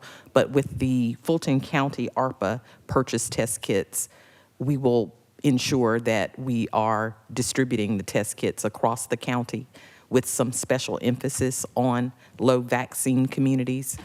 But with the COVID test kits for Board of Health, we will also have a broad distribution. Okay, are you keeping up with how many PCR tests are happening at each location? Yes, ma'am. Is that going to be part of your formula? If you can see that there's a high demand in one area, that perhaps the test kits could mirror that? Yes, we are looking at several types of data to determine the best impact for the test kits. Okay. And we'll, again, ensure that we have access points countywide. So right now, we're looking at every health center and some partnerships with libraries, as well as some of our CSP partners across Fulton County, from Milton down to Palmetto. Okay, I have seen on some of our neighbors that they've had drive-up test distribution operations. Are we considering anything like that? So we've looked at that as an option for some of the locations, depending on the footprint of that location, if it would support a drive-up option. So we want to provide as many types of options as possible to get these test kits out quickly and efficiently. Well, it looked like it worked pretty well. I believe it was DeKalb County, I saw that.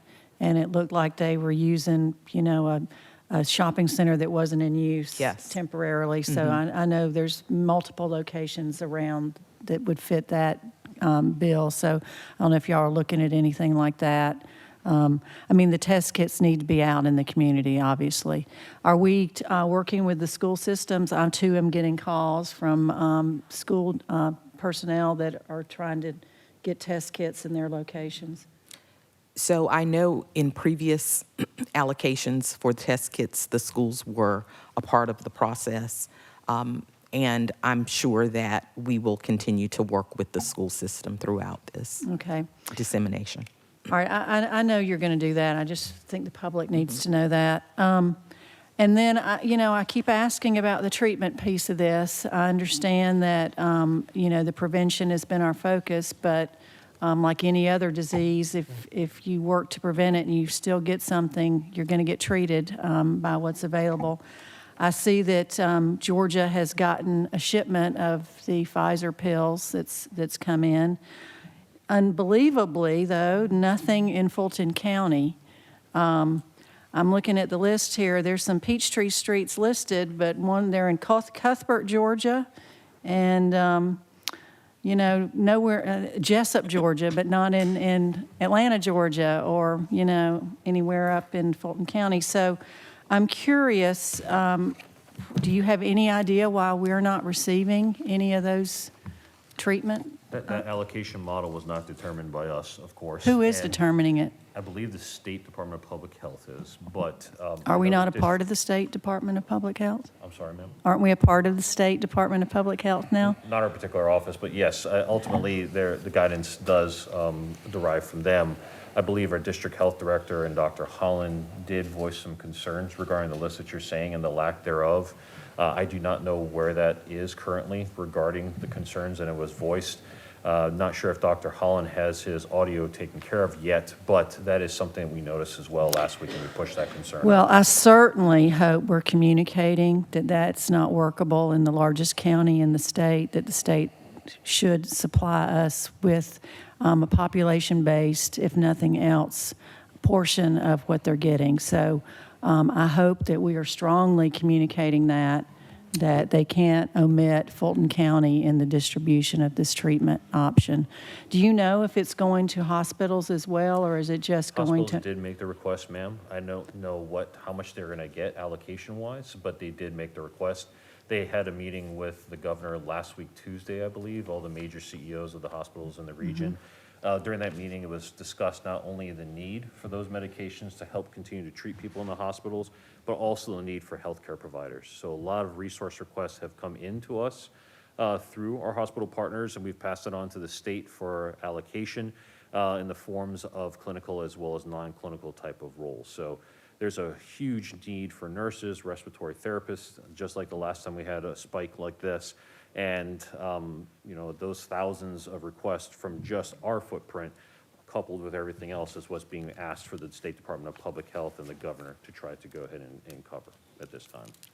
So I know our goal is to keep people out of the hospital. Yes, ma'am. So if in fact the majority of cases are folks that are vaccinated, and they've done everything they can do not to get it, and they still get it, I certainly hope that there's a treatment available for them and the unvaccinated folks. And so I hope that we are strongly communicating that to our state partners and just reminding them Yes, to not ma'am. forget Dr. the Holland is largest county in the actually texting me state. his comments right now. So he did say that he confirmed that that concern was raised to DPH. He has not received an answer to that point yet, but he will go ahead and push again for a response. Yeah, let me suggest he remind them again. Yes, ma'am. Thank you.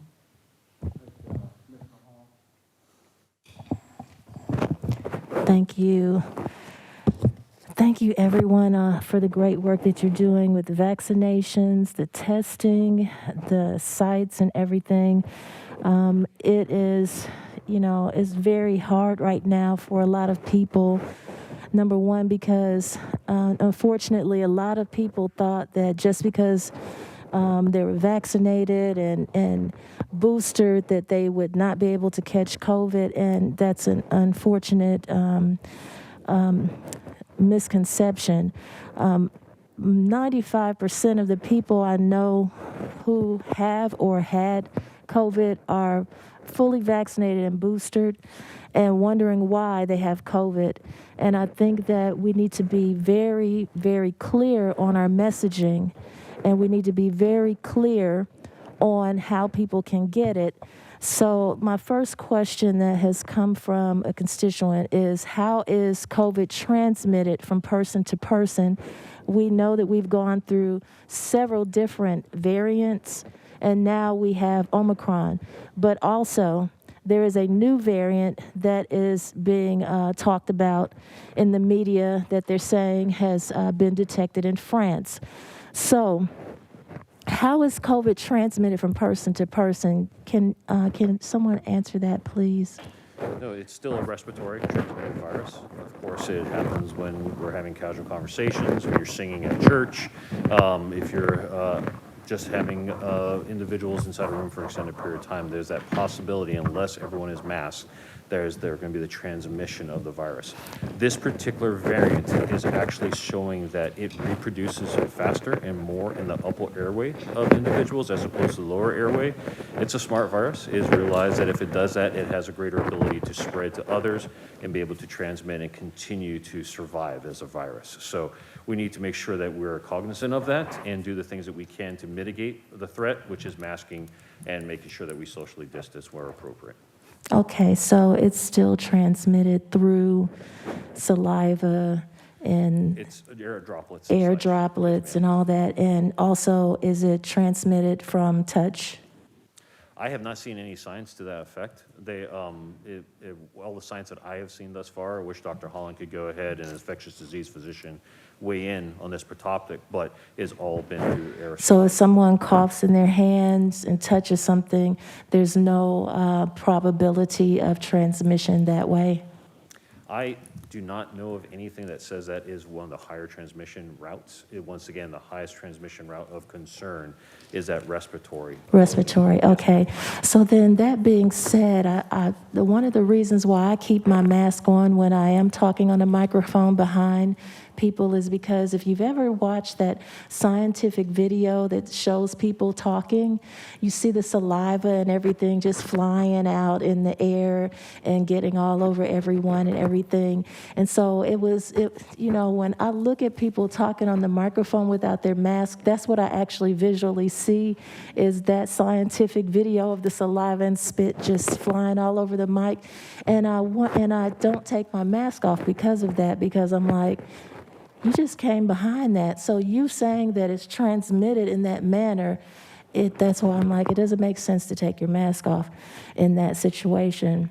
And then we have talked a lot about testing, and I looked at the message, the surge message, and it says mask up, vax up, boost up.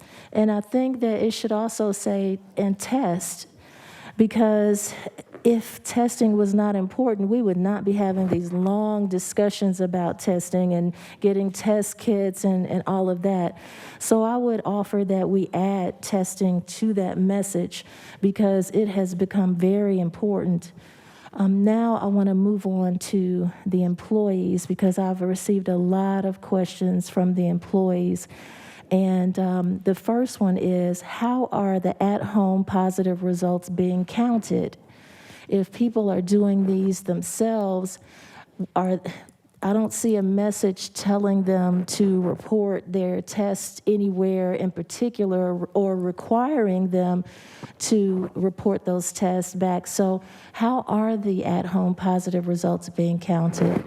So when it comes to employees, I'll actually defer to the Chief Human Resource Officer. And that question for me, I would change it to period, not just for employees.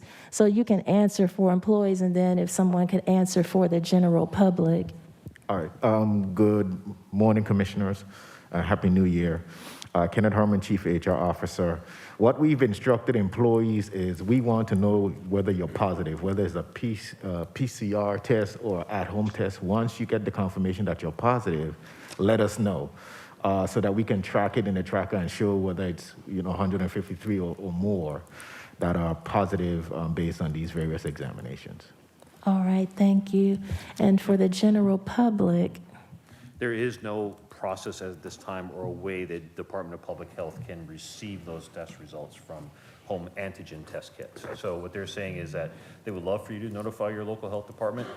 In lieu of that, make sure you isolate, follow the guidance that's there in place, and continue to go forward with that particular process. So we know that we are being, our numbers aren't as high as they could be because we're unable to capture those home test kit results unless that individual is following up in a couple of days, with a PCR-based test or something else. So yes. It's a limitation in the system.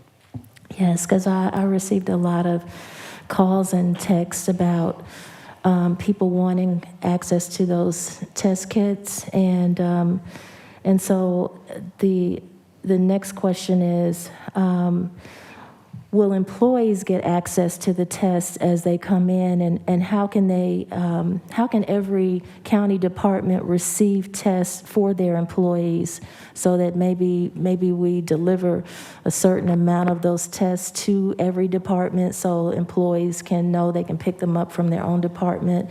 Is there any plan for that? I see Dr. Rochelle. Good morning. Thank you for that question, Commissioner.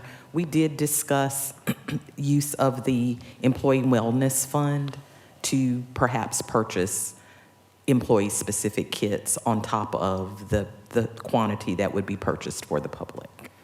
That's good. And, having it been reported just now that the PCR test is the standard and it is the most accurate, although it can be inaccurate, and I'll tell you how I know that. But we know that these at-home test kits sometimes more often can be not accurate, and the PCR test is what we're asking people to do. We really need to make sure that we have enough tests for our employees. They are concerned because, as we just heard through your report, the positivity rate amongst our county employees has significantly increased. So we want to make sure that we have those tests readily available for them as well. And that leads me to my next question of, do employees need to test negative before returning to work after testing positive? Commissioner? Yes, sir. I think Dr. Holland spoke to this earlier as well. So there's no testing requirement to report back to work. We're following the CDC guideline that talks about the 5 days of isolation and then come back to work and wear your mask for 5 days. And we've also communicated that to the HR liaisons and the department heads based on the new CDC guidance. So there's no testing requirement there's no negative test requirement to report back to work. So that being said, it was just discussed earlier that, people can test up to 90 days positive. So are we putting people at risk by saying that you don't have to test? Because let me tell you my own experience. I got sick over the holiday, the week of the 20th, and I had 1 day of a flu-like symptom. I never had a fever. I had 1 day of flu-like symptom, and then after that I was hoarse, and most of you who were on the Zooms, you could tell I was hoarse. And if I talked too much or if I got really dry, I might cough a little bit. And the whole time I tested negative, and I used a PCR test. not a personal one. I literally went to a PCR test site to test, and I was negative the entire time that I had flu-like and cold-like symptoms. Then, when I became 100% well, because I'm very diligent about making sure that I keep everyone safe, because everyone who knows me knows I'm out and about. I was feeding people during the height of COVID, and so I'm never gonna stop serving the people, but I will always do everything in my power to protect them.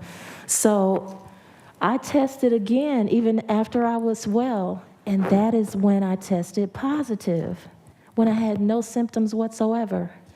So that's why I'm asking these questions about trying to keep people safe and what is the testing procedure, because I just think we need to be a little more diligent about testing. So the next question is, will the county HR accept home test kits as part of the policy? Commissioner, our stance on the home test kits is no. We are still only accepting the PCR test as proof of testing for those employees who have not provided proof that they're vaccinated in accordance with the Board of Commissioners policies. All right, thank you for that response. Now, my next question is, are we testing to identify which variant of COVID people have? Because you said earlier that the majority of the positives were from the Omicron variant. And so how do we know that? Every test can detect the Omicron variant. They send a percentage of all tests to the lab, and so that's how they come up with the national numbers. So there is a lab that's doing the testing for Omicron. Not every test is done that way, but the way they do it, they feel pretty confident with their numbers. So not every test is testing for Omicron. You just confident that it is Omicron because so many people are getting COVID right now. Is that what you're saying? Just to clarify. Okay. So yes, a test is going to tell you if you are impacted by COVID, yes or no. What a portion of those tests then is sent to the State Department of Public Health lab for further analysis to determine what particular variant that is. From there, they go ahead and make a determination of that, what percentage of the population actually has a particular variant of it. So every test will go ahead and determine without a doubt if you have COVID or don't have COVID. The particular variant will only be a subsection of the total samples collected. Only a subsection Will be sent for further analysis. will be sent for further analysis, but you don't know what percentage that would be. It's a sample size that the federal government, CDC, has set forth for the states to collect so that the sample size is representative of the entire population. So okay. And what is the sample size? What's the number? I can get that information and get back to you. Okay, please do. They've increased it, by the way, so they feel even more confident in the numbers today. Okay, great. I would love to know that number, and so would the listing and viewing public. And then there have been requests that came into my office by churches and locations to be test sites, and I've just forwarded the emails to Dr. Paxton and Dr. Holland. Is there a message that we can send to people, or a brochure or something that we can give to people who that direct them on how to become a test site? Try and get Dr. Holland, I'm sorry. To answer that question, we all are getting those type of things, and there's plenty of vendors out there. We're developing a list of vendors that we're vetting a little bit that we'll be able to share where they can set up their own through the vendor site. Okay. The one thing, though, ma'am, that we're running into a problem with, and it's actually happening in your district as well, there's so many individuals that are opening these testing sites, but they do not have a traffic management plan, which is actually impacting the community around it. So in your particular area, Atlanta Police Department has had some concerns and frustration about some particular areas that have popped up as a testing site, and no one has taken the due diligence to work with a local law enforcement partner to ensure that they have a traffic plan as well as other safety and security plans. So what I could say in general, is if there's a business that is looking to do that in a vacant property, make sure you reach out to your local law enforcement agency, make yourself known, ensure that you have a plan so that you don't further impact the community by opening one of these sites. Okay, so that being said, is the Board of Health offering any assistance to these test sites so that they don't encounter these issues? That makes me think about what Commissioner Abdul-Rahman said earlier about it's not the Fulton County sites that are having any, negative problems. It's sites that are non-Fulton County. So are we helping these sites? A lot of these we don't even know about. We find about it when there is a concern by an elected official that's passed on by a constituent. We try to reach out to these individuals to develop a partnership or relationship.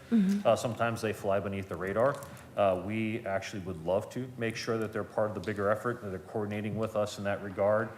But to our chagrin, we have not been able to find a single state agency that oversees them. So that's what the hopes is that there would be some way that we could actually have that so that there could be a way that they work closer with us. Okay, thank you. And let me see, I think, the last thing is, we have been told over the past 2 years, ever since the vaccination started, that the vaccination is not 100%. When you initially receive it, it's not 100%. And that over time, the ability for it to protect us against the virus starts to decrease. And that is why everyone now needs a booster to boost it back up. And so with the booster, how much is the percentage of protection after a person gets the booster? So what they're saying at this point, if you had your first and second dose, you have a 50% chance of protecting yourself from infection. You said 50%? For this current variant. If you get a booster, it takes you up to 75% protection. Okay, wait. The 2 shots, you're at 50% protection. The booster puts you up at 75%? Once again, you got to remember, the vaccine's sole mission is to keep you out of a mortuary and to keep you out of an ICU. And it's doing its function in that regard. Wait a minute. The efficacy at the beginning was 95% against the original variant. It has waned, and especially waned against this particular variant. So it has now been raised from 50 to 75.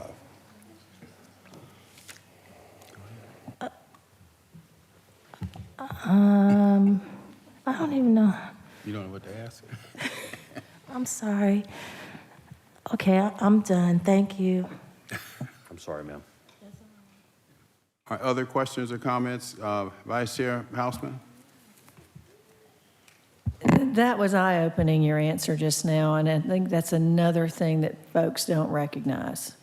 And it explains why so many people that are vaccinated are getting this new variant. I would hope we would also communicate that. I think it might help people take an added level of protection that they may not think they need. Yes, ma'am. Okay, thank you. Thank you. All right, other questions or comments? All right, Mr. Manager, the reopening. Yes, sir, if we could go to page 24.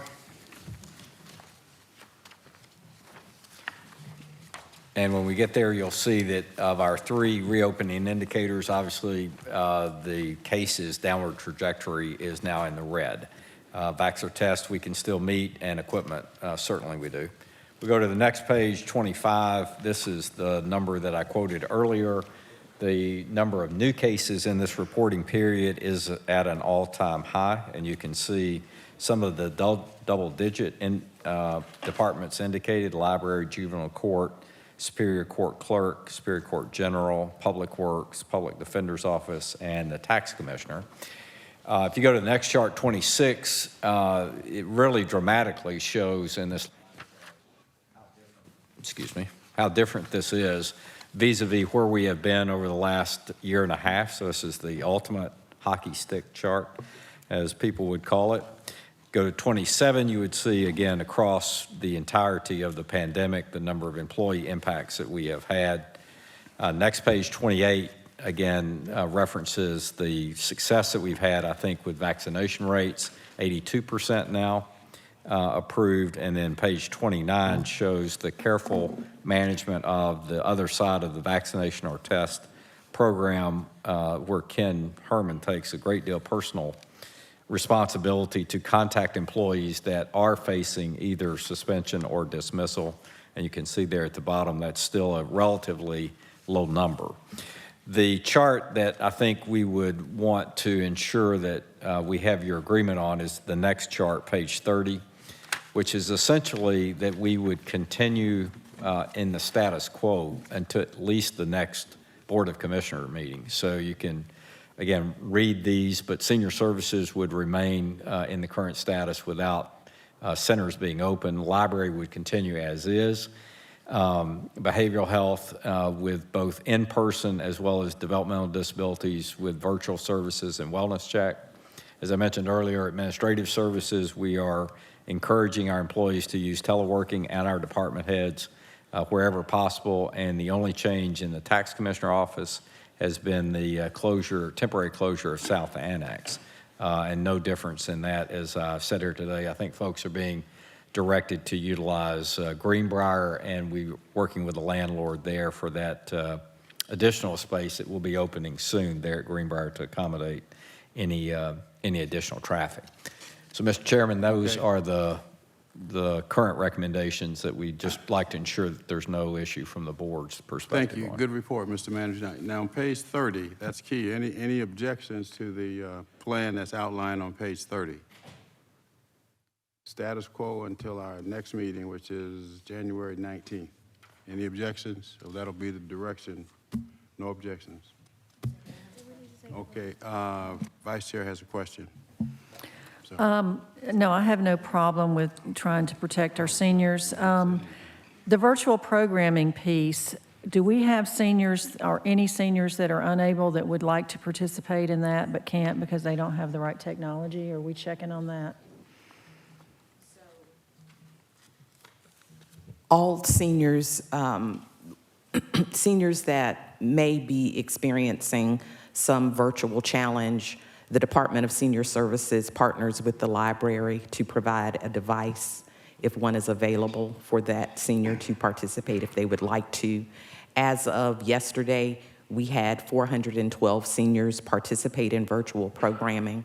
We completed wellness checks on 1,618 seniors, and we provided 650 meals and to seniors in our adult day, neighborhood senior centers, and multipurpose. Wonderful. Do we have seniors that are utilizing our technology offerings? That are? That are? Yes, we had 412 seniors participate in virtual programs. Right, but are they using their own equipment or are we providing that equipment? I can get that breakdown for you, Vice Chair. I'm just curious. We hear a lot about the digital divide and those types of things. I think this is kind of a microscopic test case of really what's going on in our community in that regard. So I think that'd be useful for us going forward. Yes, ma'am. Commissioner Abdul-Rahman. Thank you, Chairman. Dr. Rochelle, I just want to take this time to publicly thank you all. I remember when we were on the mayor's meeting and I did ask about the wellness checks. And so I did want to say some of the seniors I have talked to that was actually part of the wellness checks, they appreciate it, and they reached out to my office. And so, County Manager, I thank you all for being so responsive. And it is working, because like I said before, we're trying to mitigate this and, you know, look at their physical health, but also look at their mental health. And so to have some seniors reach out to me and say that they got a wellness check, you know, I'm not sure how you all do it, but the fact that they got it and they wanted to let me know that they did, I want to commend you all, and please keep up the good work. Thank you, Commissioner.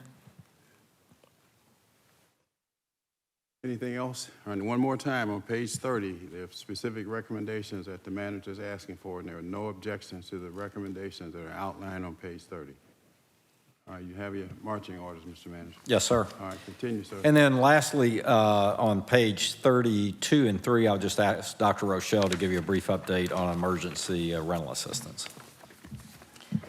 We are continuing to administer the emergency rental assistance program. We are coming to the end of the additional $4 million that the board generously approved for the continuation of the program. As the county manager indicated, we have received the positive signal that our reallocation request from the Department of Community Affairs has been approved. We have not gotten a specific date as to when we will receive the allocation or the specific amount, if it will be the $25 million that we requested or not. We will continue to keep the board apprised of that development when we receive the dollars and when we will have the opportunity to continue adjudicating applications and paying them against the $25 million.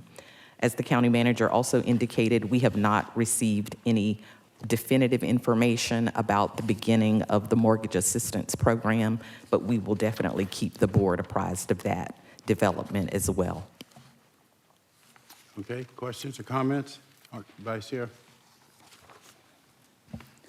Yes, and thank you for your work on this area as well. I'm curious if we have any sort of geographical heat map of where these might be concentrated that you could provide us. Again, I think that this type of data would be helpful to us going forward.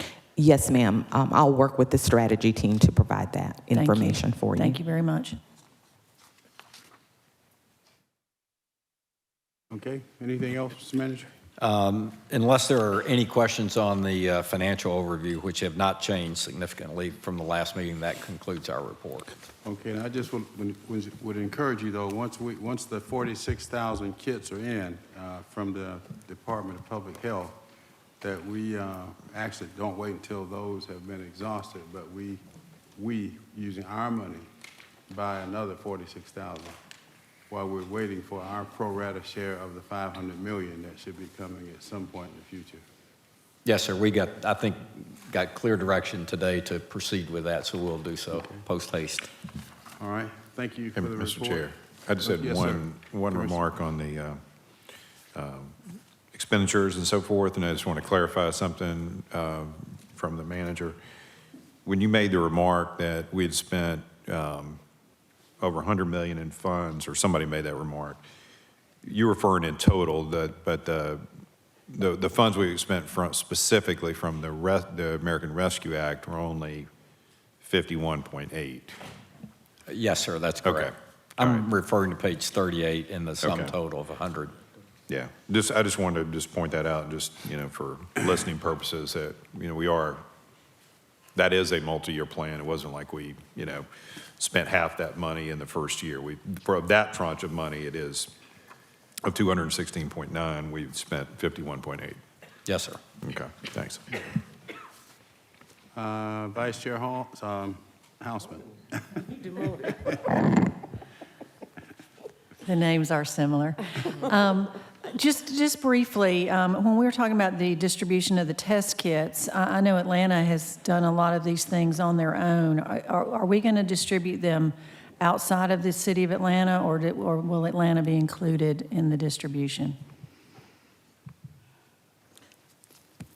Vice Chair Houseman, yes, Atlanta would be included in the distribution, as well as an access point for all 15 cities. So this is different than our normal operation where they have their own resources to address COVID? So the Board of Health grant that they receive through the federal government does not exclude the city of Atlanta. If it is the will of the board, with the ARPA funding that we are going to use to purchase the Fulton County test kits, if you would like to see us do something more in alignment with how we have allocated resources in the past, we're happy to do that. In my opinion, that's consistent with how we have done everything else.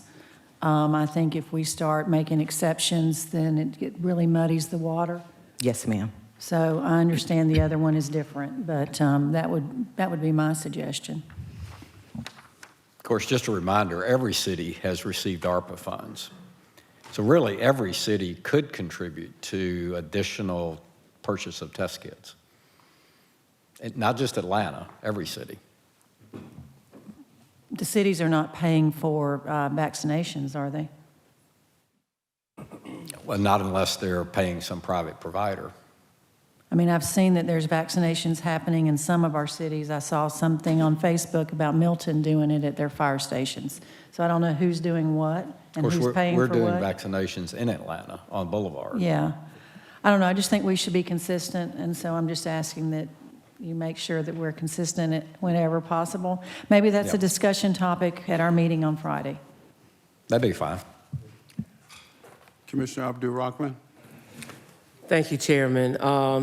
With all due respect, Vice Chair, I think in this particular case, with what we're dealing with, I think, one, we need to be careful because we are talking about individuals in a pandemic and the numbers are out of control. And I understand your desire to be consistent. But if the actual situation deems that we need to do something more so than we would regularly do, I think this warrants further conversation. I agree with you. You don't want to set precedent. You don't want to start doing things differently. You would like to be consistent. However, when we look at where we were in January of 2021, versus where we are in January of 2022, it may behoove us to make sure that we include Atlanta because we're still trying to get a hold of this. And sometimes in things that we operate as a body, we have to step up and sometimes be the leader. We have to sometimes step up and be the individuals that other cities look at to try to replicate. And so not trying to, and I want to, openly say this, not trying to say I disagree with you. What I'm saying is this is a conversation, if it's the will of the board chairman, that requires further review, just so we can try to get a hold of this, and more importantly, that we don't disenfranchise or leave individuals out that need our help in trying to combat this. That's the only thing that I'm asking. Thank you. All right, Commissioner Arrington? Yeah, I think this will be a good topic for discussion on Friday. COVID doesn't care what city or county you live in. And so I think we've got to be a little more responsive. I certainly agree, Commissioner Houseman, that we, need to maintain consistency. But, as we're looking at these numbers, these rising numbers, and people driving in and out of the county and in and out of the cities, I think it definitely deserves further discussion on Friday as we talk and meet with our mayors about how we address this. Okay. All right, Commissioner Hall? I just want to say, if anyone attended or watched the inauguration of our new 61st mayor of Atlanta, Andre Dickens, then they would have heard him say that he is definitely going to work with Fulton County and DeKalb County and our health departments to address every aspect of what is happening with our citizens in COVID. So I believe that we definitely need to work with Atlanta and all of our mayors, as we have been doing, and continue to help in any area that we can. We can't say that we don't have the ability to do that, because this is not like receiving federal funding from HUD that says specifically in the law that you cannot double dip. And if Atlanta has money from the federal government and HUD, and Fulton County has money from the federal government and HUD, you can't use the money in both areas. It's not like that. We need to help each other as we have been doing. All right, further comments? If not, Madam Clerk. Continuing on page 5, 22-0017, Finance, review and approval of the fiscal year 2022 final adopted budget and budget resolution. So may I make a quick suggestion here? There's an item on page, where is it? 6, 22-0023. It's a presentation of the Georgia Music Accord feasibility study, which could have some budgetary implications. And the two presenters have been here since this morning, so I'd like to recommend that we hear what they have to say before we get to the budget. It's about 1219? Yeah, 1219. I thought we'd be gone by now, but we're still here. So any objections to, we can officially amend the agenda if we need to. Commissioner Vice Chair? Yeah, I was going to move that we amend the agenda. All right, is there a second? But I was also going to suggest that we break for lunch after the presentation and then do the budget after lunch. That's fine, that's fine. All right, on the motion by... Can you correct that, please, Madam Clerk? Thank you. Do what? She needs to correct the screen. Oh, okay.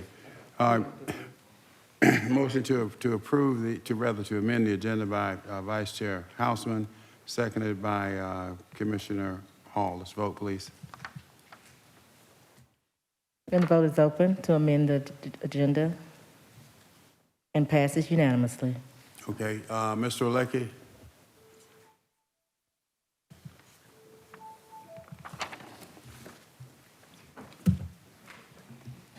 And by way of introduction, you will recall that a couple of years ago, maybe a year and a half ago, we, Fulton County, appropriated $250,000.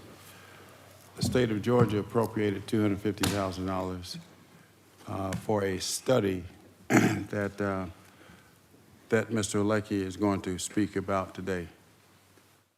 Yes, thank you very much, and please allow me to introduce my partner in this, Mrs. Tammy Hurt. Tammy is also just something for you all to be very, very proud of. Tammy is only the second elected board chair of the Recording Academy's Board of Directors from Georgia and here in Fulton County. So we're very, very excited to have her involved. Good afternoon, everyone. Hey. A big thank you to all of you. Hopefully you can hear me okay. Please let me know if you cannot. But we are not here without y'all's involvement. Fulton County gave us the opportunity to tell this story, and we really greatly appreciate all that you all have done, matching the state's contribution to show you this study. So we're gonna share with you a little bit of detail, the high levels of it, and share with you the opportunity that exists ahead of us. Can you move to the next slide, please? So we created a 501c3 organization called the Georgia Music Accord. Really the purpose of this organization was to complete a series of due diligence to focus on bringing a Grammy experience and all of the amazing educational and community impacts that it could bring to the table. So we created a series of work that was done. You'll see here, we developed an overall master plan to build that Grammy experience within Fulton County. We did an economic impact study, a feasibility study, created the business model, ran a music ecosystem strategy and action plan. That was presented to you all on September 16th of 2020. And then we also ran a fundraising feasibility study with Cox Curry here in Fulton County. Next slide, please. What we learned was that we needed to build a facility and an overall experience based on 4 key pillars. Those pillars being education, economic impact, workforce development, which includes industry infrastructure, which we'll talk more about, and the celebration of our vast and diverse musical heritage here in Fulton County, the city of Atlanta, and of course across the state of Georgia. Since that time, since we ran this study, we've faced this pandemic that we just spent the last hour and plus talking about. we decided to add an element to it and really focus on unity and togetherness. Any of you who got quarantined in the early days or have turned to music to help soothe yourself, to share with others, to host a block party when people were singing from their balconies in Midtown, or heard from some of our artists who work to unite us, it's obviously another key component. So those are the 5 key things that this project is focused on and will deliver. What we could build is a 60,000+ square foot facility. Now again, this report shows what's possible, not what is guaranteed, not what the final verdict will be, but what is possible. And to be able to look at a 60,000+ square foot facility, which incorporates a tremendous amount of exciting things here in Fulton County, we'll talk a little bit about that. The experience would include an interactive museum that would be focused on sharing educational initiatives, unique programs, drive tourism, event business here into the county for conventions and whatnot. It would incorporate entertainment infrastructure, which would include a scoring stage, a recording studio, post-production audio facility for growth and sustainability of not just the music industry here in Fulton County, but film, TV, as well as e-gaming. Those of you that have watched a movie over the holidays, you didn't watch it without a soundtrack. You didn't watch it without an original score. You didn't watch it without any people talking, unless you were watching an old black and white film. Music touches all aspects of the entertainment industry. We've all seen the amazing footage and films here for TV and movies here in our county. And we also know that Fulton County and Atlanta, the metro Atlanta area, is really growing to become the epicenter of the e-gaming space. We'll talk more about that in just a second. E-gaming. I asked the same question when I first heard it, Vice Chair. Congratulations, by the way. Through your mask, it sounded like you said e-dating. I'd like to say that's how I met my wife, but it was not. I've got 2 kids who e-game, though. That's the key component for us is the educational programs and initiative focused on K through 12. That will be STEAM related, not just arts related, as well as partnering with our higher education institutions here in the county and beyond. We will focus on multiple community impact initiatives, creating a unique council that aligns our artists with our elected officials, with our corporate leaders, to create a very unique experience and those programs and make sure they are truly speaking to all aspects, to all citizens, from the northern part of the county to the southern, border to border, throughout the state. Of course, we want to incorporate premium meeting and event space, focus on continuing to drive and rebuild Atlanta and the Fulton County area as a destination for conventions, and then a performance theater as well. Next slide. Next slide, please. The economic impact was pretty significant. We broke it down by the state, the county, and the city. You'll see that here. If we look over the 10-year period of a couple key components, I want to preface this by saying our feasibility study showed anywhere from 250,000 at our low to 400,000 at our mid-range in attendance figures. It's important to note that because we want to build a self-sustaining, self-reliant experience with all of those programs. So by building our pro formas and our business model at the minimum and lowest attendance, it allows us a greater chance for success and sustainability. The 250,000 is our low and is on par with several of the other attractions and experiences around the county. I had the good fortune of working on the leadership team with the College Football Hall of Fame during the same time the National Center for Civil and Human Rights was being built. And this is, I'm lucky to say, what I think is the next version of bringing some of those amazing experiences to the county, but also broadening that out to our educational initiatives, which we'll, again, talk more about. Looking at having $395 million to $533 million of economic impact over the next 10 years, pretty significant. We've also, as we'll show you, have the state and the city impact there. This is countywide. This is specific to the county. This is not a City of Atlanta project. This is a county project. And, commissioners, you all have led the way. You all have given us the opportunity to tell this story, and we're so very appreciative of being able to do that and being brave enough to go out and lead the charge with us. And we continue to have Fulton County front and center in all of our conversations with our corporate leaders and as we work to collaborate with other elected officials. We will create 405 new jobs through construction. That's if we build this just as a standalone facility. There's an opportunity to do much more and create a much bigger district and entertainment center, which will drive those numbers up.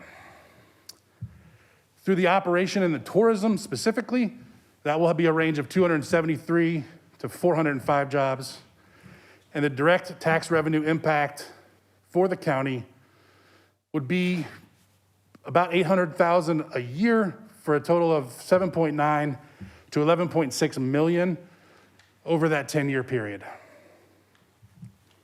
Next slide, please. What all could this do? What could it bring?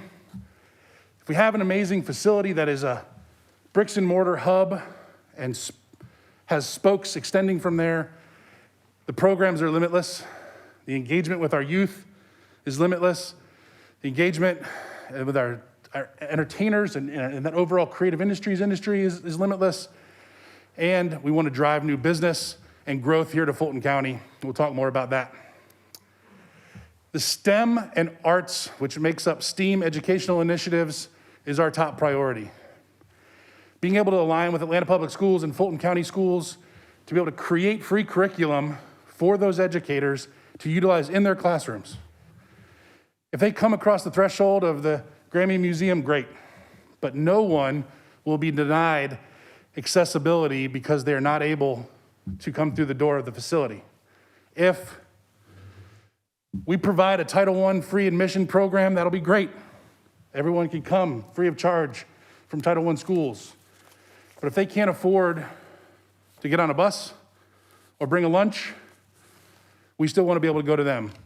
So a key component is the mobile nature of the experience, getting out into the schools and making sure everyone in the county, K through 12, has the opportunity to experience this incredible opportunity. Community programs, whether that be breaking the trap, providing an opportunity for kids to come and record, to experience what it's like working with the professionals, becoming the next T.I. or Ludacris or Luke Bryan or Zach Brown, or their band becoming the next REM, they'll have an opportunity to work with some of the industry's best. The new and permanent jobs, we've talked a lot about that, really focused for us to be a specific job force and workforce development initiative that earmarks jobs for our frontline workers, for our staff, in the museum, in the experience, earmarked for underserved communities. We want to make sure that everyone that is a part of this experience, that works for this experience, reflects the diversity of the music industry here in Fulton County. Very important part. I'll back up one quick thing and make a mention of something. We have already started implementing unique programs and partnerships that allow us to give back to the county. Tammy, in her expertise, was the executive producer in partnership with the Grady Healthcare Foundation. We created a program called Music Heals, which raised over $1 million for the Grady Healthcare Fund back in October. 8 different artists from all different genres came together for free to perform for a show that was broadcast for an hour on a Sunday night on WSB. And it raised over $1 million for Grady. Those are the types of initiatives and programs that we will be able to unite our entertainers of all different genres to be able to come and see and improve all things here in the county. The infrastructure for the gaming and entertainment industry is a key component. Quick story, Nashville has currently the largest scoring stage outside of California with a space called Oceanway. When they opened Oceanway as a scoring stage, Electronic Arts and Sony moved in to utilize the scoring and the professional artists there for e-gaming, maybe e-dating, but e-gaming, music production. Those are the types of new businesses that we want to drive to Fulton County, and this infrastructure will allow us to do that. Well, and I do want to add one thing there too. And we have a 28-time Grammy Award-winning symphony orchestra right here in Atlanta. They don't record games. They don't record scores right now. We need a place for them to record the next score to the next Marvel movie that's being shot here in the county. As we learned in the ecosystem study, Fulton County has more recording studios per capita than any other county in the country. And Georgia has more professional orchestras per capita than any other state in the country. We have artists and creators here. We have not taken it upon ourselves as a county, a city, or a state to drive that for economic growth. And we believe this could be a vehicle to do that. And particularly, as much as you all have continued to support the arts as a board, we thank you for that leadership. We thank you and appreciate you recognizing and noticing the importance of that here in the county. Key partnerships are a major focus, working with the Atlanta University Center and our historically black colleges and universities, with organizations like Georgia State, even getting into other parts of the county and working specifically with higher education institutions to bring the Grammy affiliate program to those schools. And then, of course, I think key component for us is to develop a very important public-private partnership with all three areas of government, led by the county, incorporating the state and the city as well. Next slide, please. What's next? We're going to continue to determine site possibilities for this. I, again, stress, within Fulton County. The feasibility study showed us to be the most effective, we obviously will need to be around the tourist destination of Centennial Olympic Park, but that's why those programs and that mobile accessibility will allow us to get to all aspects of the county. With the bricks and mortar hub being right here near Centennial Olympic Park, we looked at the west side, we looked at Summer Hill neighborhood and others, but we will continue to find the best site possible for us right here. We're going to be launching the capital campaign with a public-private partnership support. We anticipate this being an opportunity for a very strong three-legged stool of public with those three entities that I mentioned. Again, thank you all for continuing to be a major part of that initiative. We're going to launch those educational programs and those community initiatives and continue to give back like we did with the Music Heals initiative at Grady. All that being said, I'm tired of speaking through this mask. Any questions? And thank you again. Thank you for the presentation. Most of you know that I serve on this board and have been involved in this project for some time, but this is a great opportunity for us to ask some questions. I want to ask one that'll have a couple of components to it. Specifically, what do you need from us now? And as a part of that question, where is the city of Atlanta? Because we're the lead dog, have been and will continue to be. Where is the state of Georgia? And where is the private sector? Great question. One, we are looking for financial support spread out over the next couple of years from all three areas of government. We would love for Fulton County to be, again, that continued lead dog in this hunt. If we could secure upwards of $3 million, we have the opportunity to secure space and to tell a really unique story by doing more than just building this museum experience, but really diving into a larger entertainment development, which we are, continuing to progress towards with other developers, and those opportunities are significant. In order to showcase for them that this project is a viable option to be a tenant within that bigger development and to bring a much larger development here to the county, we need to be able to show them that we have the support of both public and private. We've been very fortunate in the emotional support and the verbal support that former Mayor Bottoms had shared. We continue to work with Invest Atlanta to identify opportunities for the city to support these efforts, and we've had great, very brief early discussions and look forward to sitting down with Mayor Dickens in the very near future to get Atlanta's support and engagement. From a state standpoint, they've obviously already stepped up and led the charge with you all to make all of this possible, and we plan on using this legislative session to go back to them to share and highlight the opportunity that exists in front of us to get their support as well. From a corporate standpoint, we really have had tremendous amount of support from some of our corporate leaders. We have developed a very fantastic board of directors, which is led by Joel Katz, the entertainment lawyer who's could have built his entertainment empire anywhere, but he built it right here in Fulton County. And Ludacris, Chris Bridges, obviously a homegrown boy here in Fulton County who is excited about this and has become so much more than just a music entertainer, as a philanthropist, and of course as his film and TV career continues to grow. As well as led by folks like Shan Cooper and others, we have verbal commitments from several corporations who we hope with this first domino to fall, whoever can be willing to step up with us, showcase that this opportunity is real and that we can move forward. Our feasibility study from Cox Curry shows that we can go raise the necessary funds, and we think the only thing we're missing right now is one leader who can get those corporations to step up and to commit. And we hope organizations like Coca-Cola and others who have been so receptive to this will be right there with us along the way. All right, Commissioner Abdul Rahman. Good afternoon. Thank you, Chairman.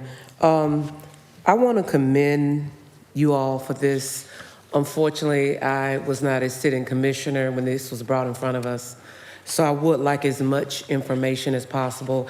Having raised 2 violin players in my home that are adults now, it was at that time I had to travel from one end of town to the other. And so I'm excited when you're talking about scores, when you're talking about the impact, when you're talking about engaging underserved communities. I am so excited. I would like to lend my voice to this, and any additional information that you can please provide my office with, I will be so happy. Thank you. Absolutely, be our pleasure. And one of the most exciting things is we learn about, everyone has a musical bone. Everyone has a child who played. Tammy's a product of the Cobb County school system. I don't deserve to hold an instrument, and I don't even sing in the shower, but I know how to do this, and I know how we'll create a tremendous opportunity for young up-and-coming artists to see that you don't even have to play an instrument. You don't have to be the best rapper or singer. There are jobs within our industry right here in Fulton County for you to stay, live, and work.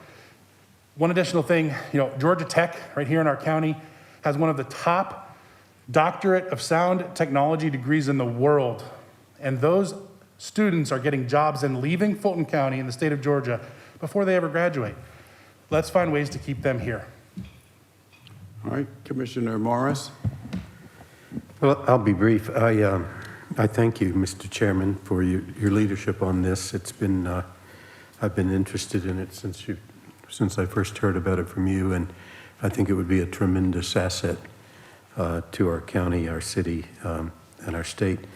And following up on the chairman's question about what you're looking for from us, I assume when you talk about the dominoes that you're looking possibly for us to be the first domino.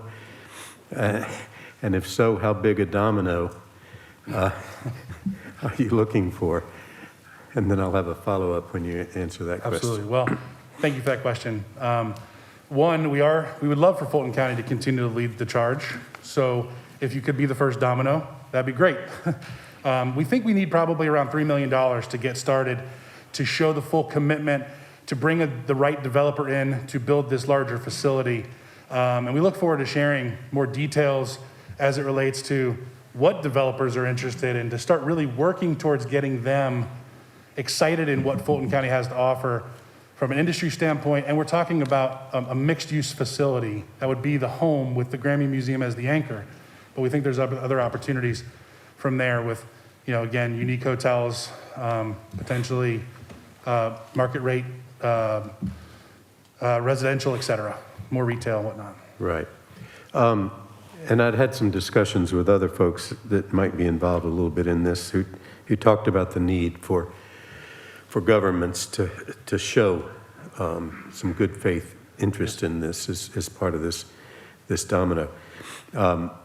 The 3 million, is that a combination of state, city, and county, or is that the first domino from the county? That's a big domino. It would be a big domino, but it would be ideal if that was the first domino in support of the county. We would then utilize that to go get that matched, plus from the city and the state. We believe we probably need to get somewhere between $10 and $12 million from the public sector in the form of different grants and whatnot over the series of our construction development period. Which would be 2-3 years? About 3 years. But we need to be able to show the commitment to those developers now so that they see we're ready to move forward, and then we will start to have other dogs join the hunt, if you will, right, as we move forward. And the follow-up question, you mentioned Invest Atlanta, and I serve on the Invest Atlanta board, and the Invest Atlanta board, of course, has a lot of tools aside from bonds for title, which really wouldn't apply here, I assume. Any discussions with the Development Authority of Fulton County? We have had the opportunity to sit down with several members of the board of the Development Authority, and we look forward to working with them and hopefully even partnering with you. And we believe there's an opportunity for them to partner with Invest Atlanta as well. Right. Eloisa and her team have been fantastic in working to try to find ways. And we think sitting down with Mayor Dickens here early in his administration will allow us to identify how quickly they could be involved. Again, letting them know and understand that Fulton County was, the reason that we have this opportunity, leading the hunt. Well, Mr. Chairman and colleagues, I think it would be a great thing if the Development Authority and Invest Atlanta and the county and the city work together on this. Historically, we've been a little bit in competition from time to time, and this is one of those cases where it'd be great if we collaborated a little bit. So just like a musical score, working together. Great. That's it. Thank you very much. Thank you, sir. Commissioner Hall. Thank you, Mr. Chair. So let me make sure I heard this correctly. You need about $3 million from Fulton County, and you're going to be asking for funding from the state, the city, and the public sector. Is that correct? Correct. Those three public entities, and then, of course, the corporate sector and the philanthropic sector here that supports initiatives like this across the metro area. But you need to do this over a 3-year period? The 3-year period is the construction phase. Mm-hmm. Ideally, we would have the commitment up front, use a proper process in which those funds would be spent, but to have the full commitment up front for use in 2022 if necessary, working with you all to determine what steps need to be done. Again, contingent upon us bringing a developer to the table who wants to build this facility. This is just simply showing them the county's commitment. We would use that again to find other public and corporate leaders who would follow suit and support the effort as well. Well, Fulton County has always been the largest government funder of the arts. although we don't often get recognized by those nonprofit organizations that we fund as being the largest funder through our Contract for Services grant program. And I think that this is a great opportunity for us to, again, be that leader. This is a monumental thing. Everything that you put in here speaks to community engagement, community service, human services. I even want to commend you on the K through 12 education programs and curriculum and higher education collaboration, because that is absolutely needed. You always hear people say, you know, we need to work on making sure that our youth stay in Atlanta, that once they become educated, they remain here. But in order for them to be able to remain here, there are some things that we need to do as elected officials to ensure that it is an environment that's conducive for them to stay in. And this is one of the ways, ensuring they have the education and the connectivity and the backing to be prepared to go into the industries that are here, to be prepared to get the income necessary to live here. And so I'm really pleased to see these bullet points in here. So knowing that you need money, the next thing that I did was looked at this fiscal year 2022 revised proposed budget to see if there was anything indicated in here addressing this need, because as you may or may not know, we have not voted on the budget yet, but we are in the process of moving forward with that. We generally do that during the second meeting in January. So we have to know what's going to be in this budget. And I see on the last page of this document called the FY 2022 Revised Proposed Budget, on the last page, number 16, there is something on here on line 39 that says non-agency Grammys Museum allocation, but it has a bunch of question marks. So I don't know, do we need to make a motion to add the dollar amount, or can we just, What? I'm sorry. Can we talk about that in the budget conversation, perhaps? Yes, absolutely. So we need to add a dollar, the $3 million dollar amount on this in place of those question marks. So that's all I have. Thank you. Thank you. Okay, Vice Chair Houseman. Great presentation. Good to see you. Your rendering is beautiful. I don't know if that would be the final product, but it's beautiful. Thank you very much. I can envision it in downtown around Centennial Park, perhaps somewhere. I think it would be a great addition to everything else that's there. And I love the educational component. That's really what appeals to me. The fact that, you know, we're training a lot of our kids in this industry, but they don't have jobs here and they move somewhere else. And it's just one of the missing pieces of our entertainment industry, in my opinion, that this would greatly enhance and serve. So I'm very positive about what you're trying to accomplish. That being said, and it's a beautiful PowerPoint, there's not a lot of meat here about what you're really asking for. I'd heard a different figure than 3 million when you and I spoke a few weeks ago. That was higher. So I'm not sure why you reduced it. I know everything's more expensive right now. So for you to come in and ask for less is kind of a surprise. And, you know, we haven't been provided with the Cox-Curry study, which might help us determine, you know, how we can get involved in this. I share the sentiments that have been raised that we are a leader in arts funding. We're very proud of that. And we want to make sure that we're recognized should we, you know, participate in this, because it has very much been a focus of Fulton County's efforts forever. And we are going to continue that in some way or another, I'm sure. So I just feel like this is a great start, but, you know, for an ask of this magnitude, we need to have a little more information of the big picture and, you know, what our investment would mean to you, and to make sure that our money is used, doesn't go to waste, and no offense, but if we make an investment, that the rest of the project is going to get funded. Absolutely. So that's what I need to see in order to support a financial investment, is just your budget, your projections from what it's going to really cost for you to build this, and the likelihood of the partners and what they would bring and that kind of thing.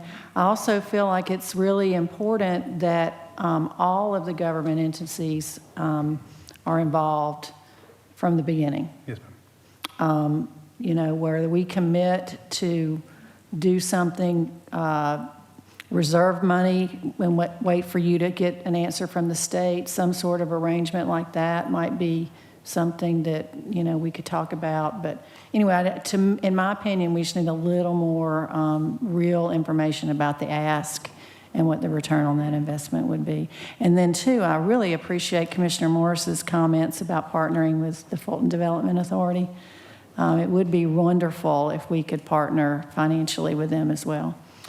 Well, thank you for the comments. And just to address a couple of those things, we can provide the full scope of all reports and details that you need to answer all those questions. And I'm happy to sit with you each and talk through them more specifically as necessary, given the limited time that we have here.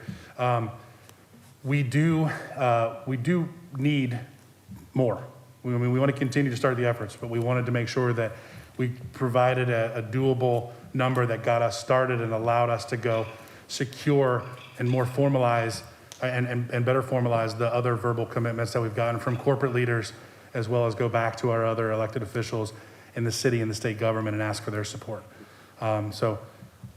We went down to 3, hoping that could be the first thing that we could do this year in this budget, knowing that we'll have a tremendous amount of progress, and hope that we don't ever need more public support.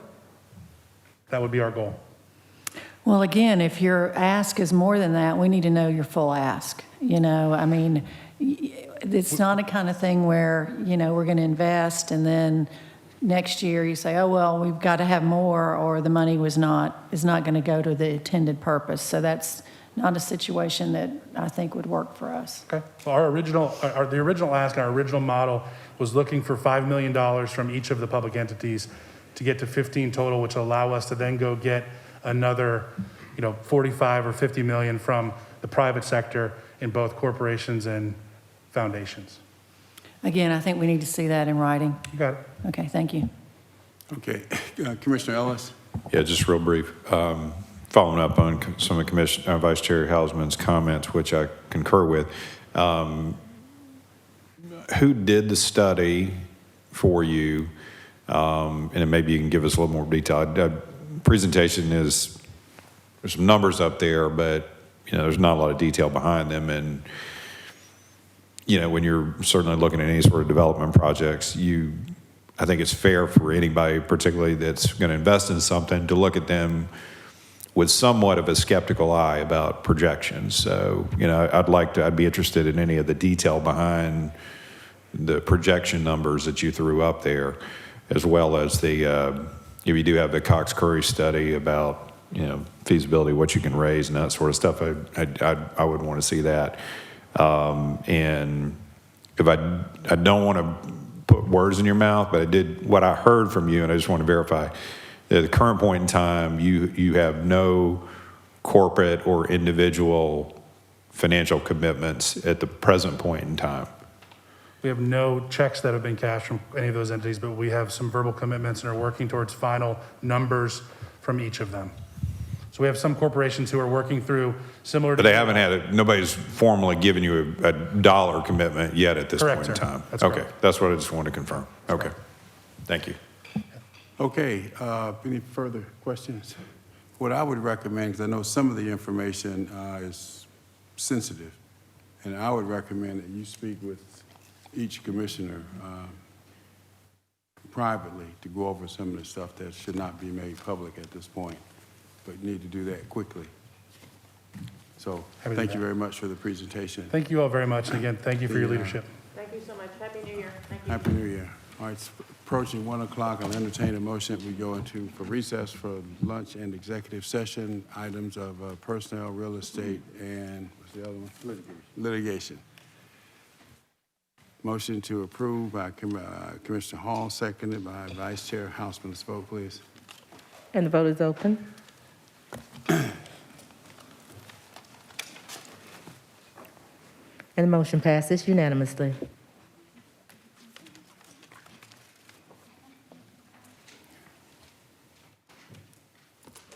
Any other items?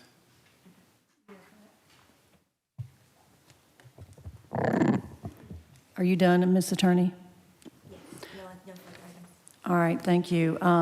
Yes, I move that we approve the amended resignation letter of Richard Barron of December 17th, 2021, to be effective April 1st, 2022. Is there a second? All right. Seconded by Commissioner Ellis. Commissioner Abdul-Rahman would like to be heard. Thank you, Chairman. I want to go on record with the public that, you know, we just need to, as a body, I think sometimes the communication needs to be a little bit better as a body.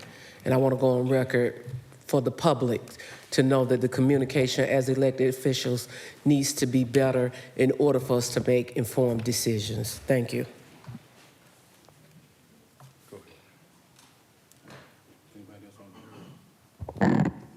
Any other comments or questions, Commissioners?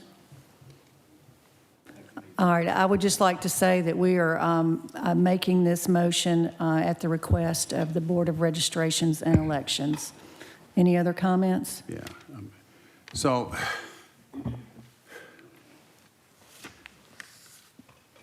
I made public statements about this situation for some time now. I've probably been probably more involved in this than I should have. I spent a lot of time, and elections is complicated. And what's before us is a resignation of Richard Barron effective April 1. And that in large part is contingent upon, not contingent upon, but for an effective elections going forward. The hope is, the expectation is that we would have his replacement, permanent replacement, in place by that time. And it's been my experience with search firms that that's an almost impossible task. That, on top of the fact that the primary elections this year are May 24th. So if this person, his replacement, Barron's replacement, is not in place by April the 1st, then we could have a problem. And I'm looking for another, and I want to emphasize this, another smooth election in Fulton County. Elections in Fulton County this year are going to be watched by every soul in this country because of the Senate race, the governor's race in particular, all in preparation, in my opinion, for 2024. That's why I think we need to be as careful and as cautious as we possibly can. That's also, we've heard again this morning from a group of informed, concerned citizens talking about in detail at every meeting about the Happy Faces contract and / Richard Barron. The manager is prepared to make a report to us on elections at our next meeting, as well as the Happy Faces contract. And all of this is tied together. So I say all of that to say that I'm just really not comfortable in accepting this letter today. And the final act would be for this body to accept the actions of the Board of Registration and Elections. And I'm just not prepared to do that today. Vice Chair, Commissioner Hall, followed by Commissioner Ellis. Thank you, Mr. Chair. I'm glad you mentioned the speakers from this morning from the community, because the speakers made it very clear that they were too also confused about what is going on with the Board of Registrations and Elections, the Department of Registrations and Elections director's position, and who had the authority to do what and who did what. And so I haven't heard anyone make it clear, so I just want to make it clear to our listening and watching audience that What you saw in the news about the 3-month extension of the director of the Department of Registrations and Elections was not done by this Board of Commissioners. It was done by a vote of 3-0 of the Board of Registrations and Elections. And now what is before us is the ratification of that new resignation from Richard Barron that now has an April 1st date. So that is, we are now addressing that issue. We did not start the issue. That recommendation came from the Board of Registrations and Elections, not the BOC. It is now before the BOC. Thank you. Commissioner Ellis, followed by Vice Chair Houseman.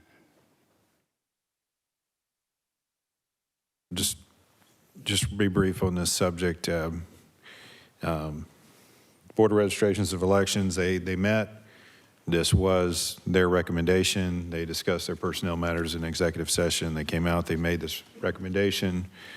The director chose to acknowledge that. And unlike what we did earlier, last year, whenever that was, I would hope that we would respect the decision and will of this particular board and ratify the action which they have requested us to do, and move forward. I think it's important that we observe some protocol, respect the will of this board, and allow the decisions related to leadership to be accelerated and move forward. Thank you. Vice Chair Houseman. Yes, just a few more comments other than have already been made. The reason that we are having to take this action is because of some personnel regulations that require, apparently, that the Board of Commissioners officially accept the resignation of this individual, just as we were required to accept the previous decision or not. And that's what we're doing here now, just to follow Fulton County policies.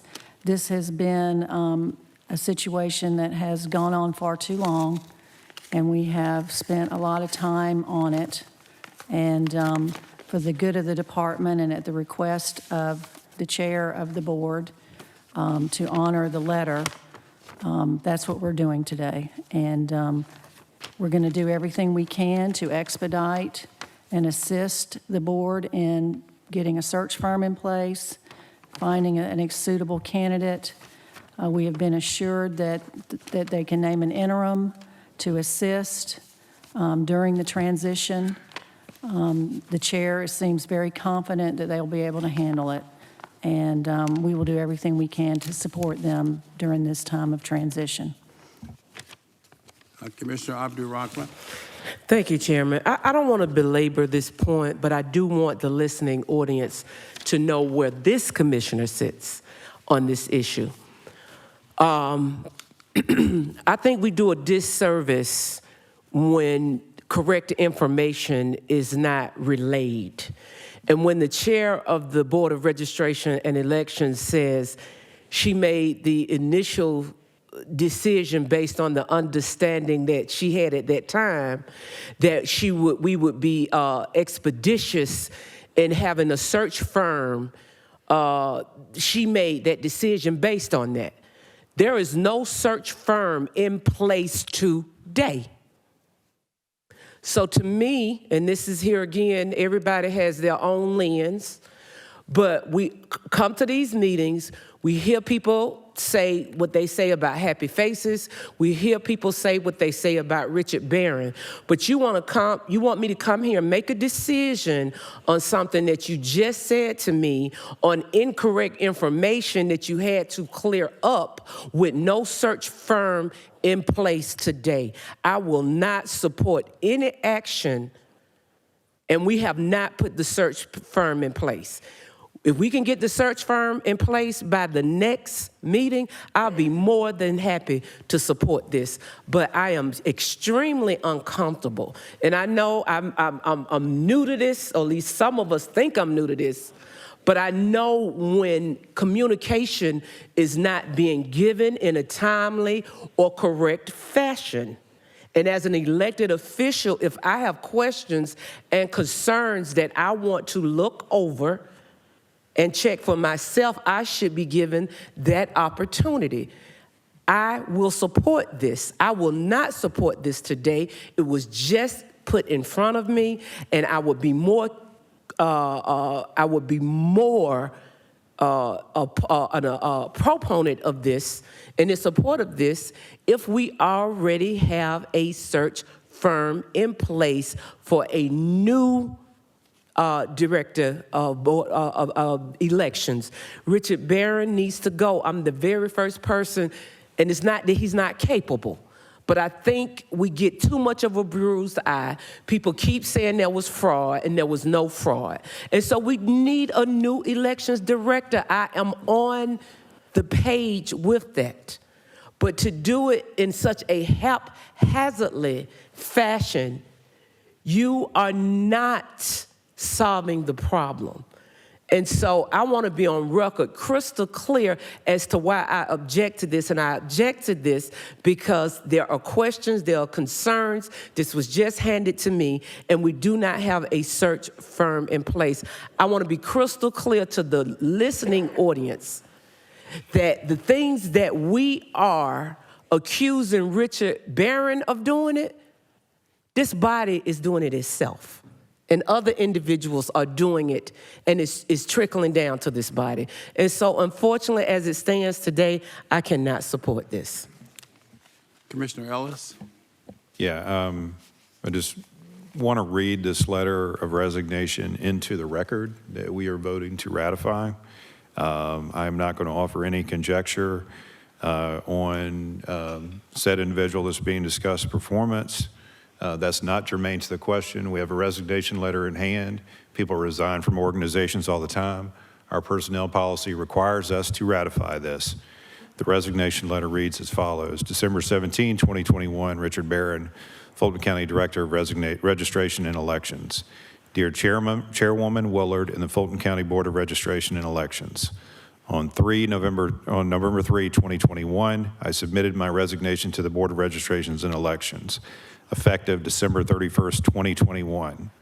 On December 17, 2021, the Board of Registrations and Elections voted 3-0 to request that I extend my effective date for resigning to April 1, 2022. In the interest of a smooth transition to a new director of this department, an interest in continuing public service to the Fulton County Board of Registrations and Elections, for directing operations to prepare for the May general primary election, and my commitment to provide stability and direction to the staff of Fulton County Department of Registrations and Elections, I'm rescinding my original registration date and extending it to be effective April 1, 2022. Sincerely, Richard Barron, CC Fulton County Chairman of the Board of Commissioners, Rob Pitts. This is what we are voting to ratify. I offer no opinion on anything else other than what is before us, and I understand that based on our personnel regs, it's our requirement to ratify ratify this particular resignation letter. Is that correct? It's correct that our personnel policy requires resignations to be accepted by the appointing authority in writing. And this would constitute that said approval and meet the requirement. Yes. Thank you. Commissioner Hall? Thank you, Mr. Chair. The question that I have at this point is, what happens if this doesn't get approved today? What happens with the resignation that has already been voted on by the Board of Registrations and Elections? What happens with the position of Director of the Department of Registrations and Elections? Madam County Attorney, can you speak to that?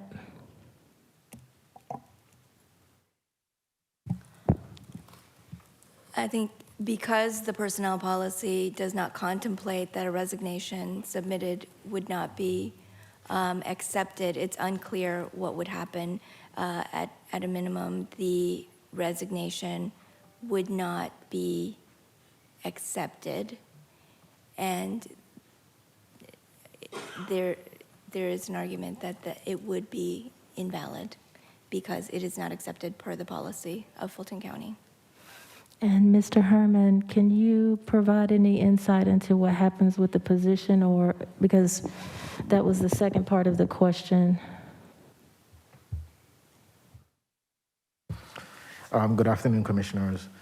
If the resignation is not accepted, I presume, based on the county attorney's guidance, that I guess Richard Brown could continue in that role, correct, Madam Attorney?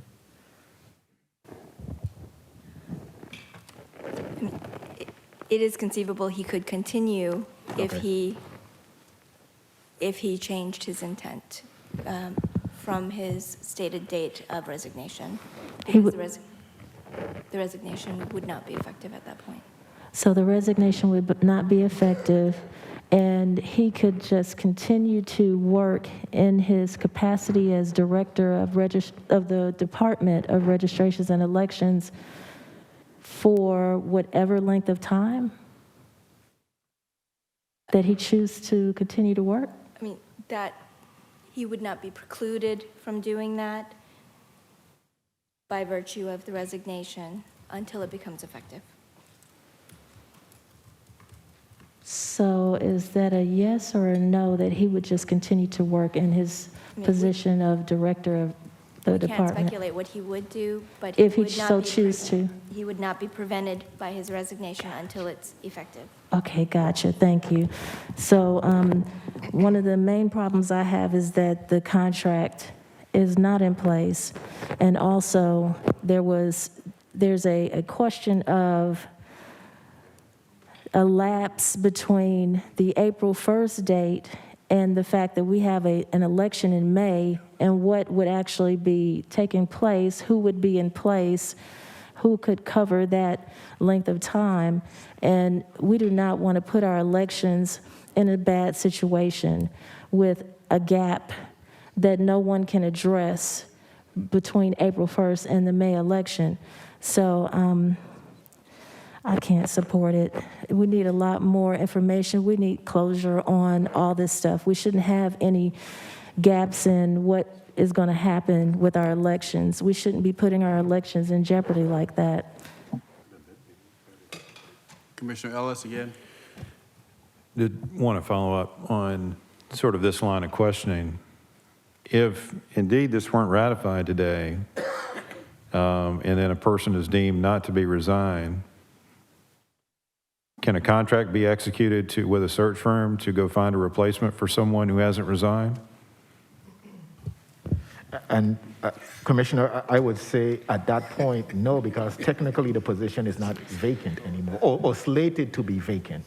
So I think we will be in a quandary. I mean, we've all got our personal views on this. Some of us would have seen, wish this would happen several months ago. Some of us may wish that it not happen, but we have a resignation letter.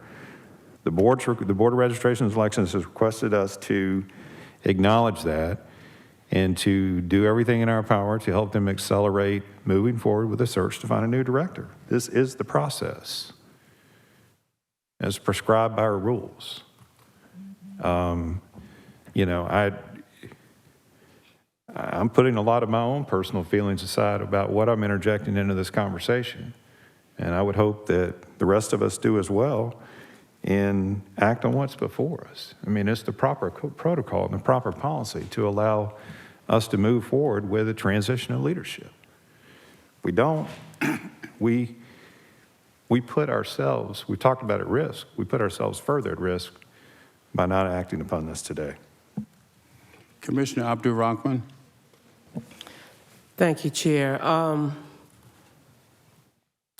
My question to the county attorney is this. This being held and done at the next session, does that bar us from not ratifying the contract. I mean, the acceptance of the resignation. So your question is if the acceptance of the resignation is held until the next recess meeting, Yes, would you be prevented from considering it at the next meeting? yes. Presuming that the amendment were not rescinded by the employee, you could consider it at the recess meeting. So let me make sure that you and I are on the same page. What I need to know today, if this were to be held and we came back at the recess meeting, we could vote to ratify this resignation. Nothing precludes us from not doing that. Presuming it is still the recommendation. Other than if he okay. All things So- being equal, you could vote to accept the resignation at the next meeting of the board. Okay, my next question, County Attorney, is this. If we vote today and this fails, is it done? If we do not ratify it today, what happens? It can be brought back at the next meeting for consideration. Thank you, that's what I needed, thank you. Commissioner Morris, Mr. Chairman, I move to call the question. is there a second? All right, I'll second. Let's vote on calling the question.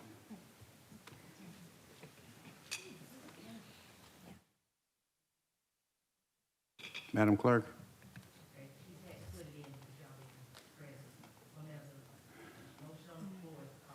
Correct. This is on the calling the question.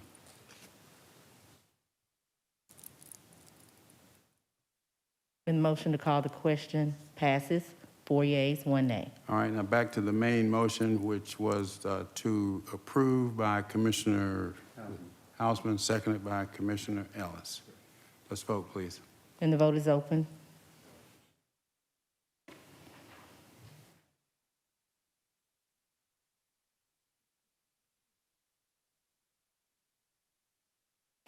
And the motion fails, 3 yeas, 1 nay. Next item. Back on page 5, 22-0017, Finance, review and approval of the fiscal year 2022 final adopted budget and budget resolution. All right, question, colleagues. This is the budget. Now, you want to finish the budget today or finish everything else and take up the budget at the next meeting? We have until So one more take it meeting. today? What's your pleasure? Today? My preference would be to take it up today. Okay. You saying what? Next meeting, that's my, I would say we could discuss it. I don't know that we can take any action today with not having Okay, a well, full we can body here. discuss it. All right, well, Mr. Manager, Madam CFO? Mr. Chair. Thank you, Mr. Point of Chairman. order. I'm sorry. Just a Mr. Ellis point of has order. a I mean, question. if we are not prepared to take action on this today, my preference would be that we take action on the items that we need to and then discuss it at the end. I mean, I'd rather have it as understanding as a body as we're going into this. Are we going to take action on this today, or is this just going to be a discussion? We got 3 discussions. Discussion. Down there, I have some questions on a few things. Well, I mean, I'd move we amend the agenda so. All such right, that, let's so do we this. take care of the Let's see action what- items. Let's proceed as it's printed and see what happens. All right. All right. Opening remarks. The budget presented by the CFO and the manager was based upon 3 things: the 9.33 millage rate, a 16.76 fund balance percentage, and a 96% collection rate. That yielded a certain amount of revenue, and the budget that they presented was based upon that revenue, that number. A couple of meetings ago, I'd asked for any enhancements that were going to be brought forward by commissioners, that if you had an enhancement, you identify its cost as well as a source of funding. And we talked about that. I proposed 2. I still have 2. First one would be that 7% cost of living that that then Vice Chair Hall and I proposed at 7% COLA, and that would be funded out of the 24, 25, or 26 million that was already set aside for employees. Is that doable, Madam CFO or Mr. Manager? Do you want to answer it? Okay, thank you. Yes, Mr. Chairman, in the document that we've prepared and presented to the board, we did include sufficient funding to cover that 7% COLA. Okay. The second item was we have a very needed, long-needed department within DREAM called, I'm not sure what the exact name is, but it's sustainability. All of our clean air, all of that. One person, no staff, no nothing, not even supplies, and I recommended that we fund that to the tune of $550,000. Since that department is within DREAM, that $550,000 would come out of a line item in DREAM, which I believe you've identified as well. Is that correct? Close to being correct? Mr. Chairman, I think our approach would be to look at the sustainability projects that have been presented by DREAM, many of which include some cost offsets elsewhere in the budget, and that we would plan to fund sustainability items out of those savings, if you will. So we really haven't identified a specific line item for it, but we do think that we have a way in which to achieve what you're looking to do. Okay. Thank you. That's acceptable. Commissioner Morris? Couple of questions.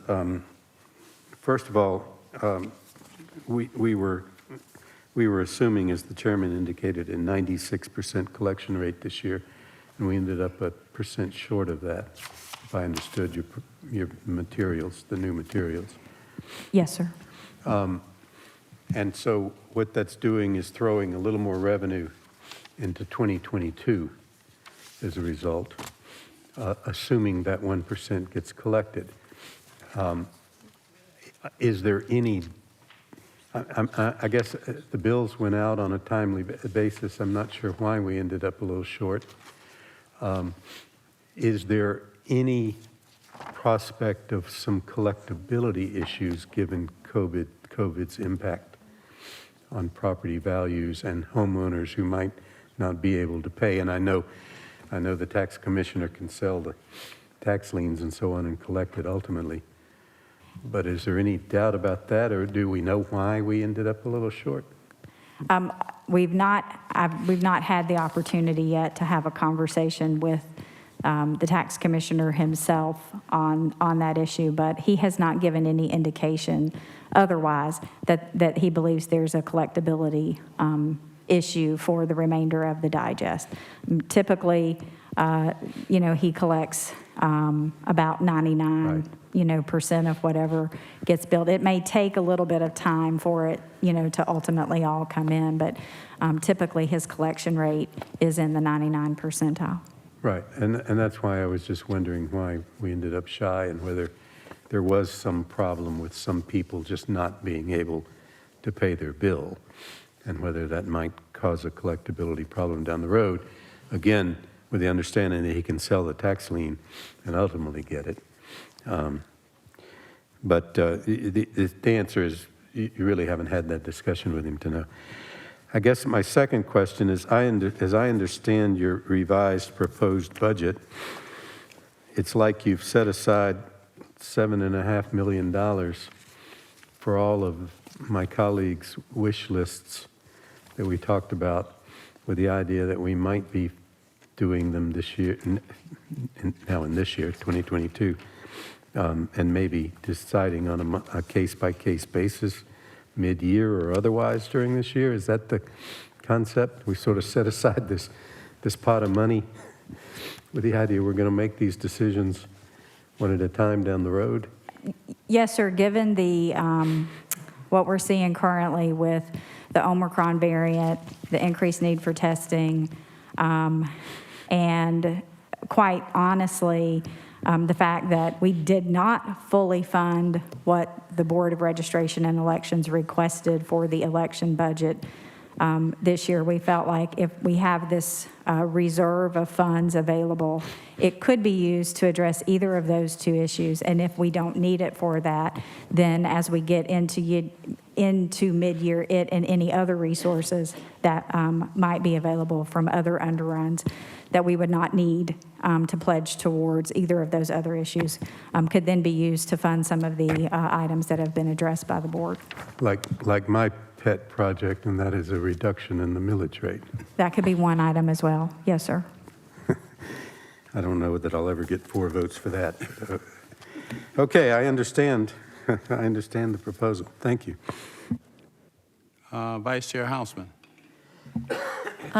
Yes, thank you, Mr. Chairman. When we sat down, there was a copy of the PowerPoint at our desk, and then another one was handed out. Are there any differences between the two? There should not be. Okay, so I just wanted to make sure I was looking at the right one.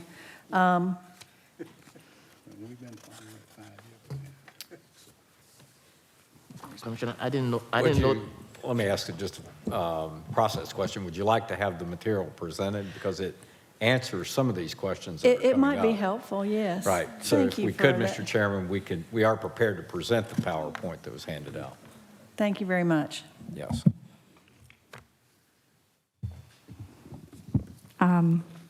Okay, next slide, please. Members of the board, I think the first thing that we wanted to do in the presentation is to just sort of level set for our 2021 actual results. This slide shows you that as part of our mid-year projection and what was presented to you in the proposed budget for 2022, we were expecting to end 2021 with $736 million in revenues, $720 million in expenditures, and an ending fund balance of $243 million. We did perform a little better than expected, and we ended with $750 million in revenue, $727 million in expenditures, and a $250 million fund balance. Next slide, please. The areas, specifically the areas that these changes were driven by, on the revenue side, we saw some increase in what we had originally projected in the commission on tax collections with the offset for the credit card fee waiver that we have in place. We ended up outperforming our projection by about $6.5 million. In addition to that, court and law enforcement revenues were slightly better than projected by $1.5 million, and our indirect cost recovery was also better by $1.5 million. And then there's a number of different categories where we saw the revenues combined together that are about $3.5 million better. The flip side of that is we had some areas that didn't perform as well as expected, one of which being the current year property tax collection that we just talked about, where we came in about 95% versus 96%. So that means we collected less this year, but we have more to carry forward in prior year collections for next year. We also experienced a timing difference on our current year utility tax collections. This one is actually an improvement on what we had in our mid-year projection by about $4 million, and that too will carry forward into 2021. And then again, another lots of different revenue lines that we expected to collect in either in 2020 and did not, and collected them in 2021, greater than what we had originally included in the projection, but there's no impact of those revenues carried forward. An example of this, I think, is the animal control revenue that we received from all of the cities. There were some past due amounts that were paid over in 2021 that won't, of course, carry forward and have an effect on 2022. Next slide, please. On the expenditure side, we ended up spending about $7 million more than what we had originally projected in our mid-year projection. And that's mostly due to some capital transfers that we made at the end of the year. Do you need to move the slide? Yeah, next slide, please.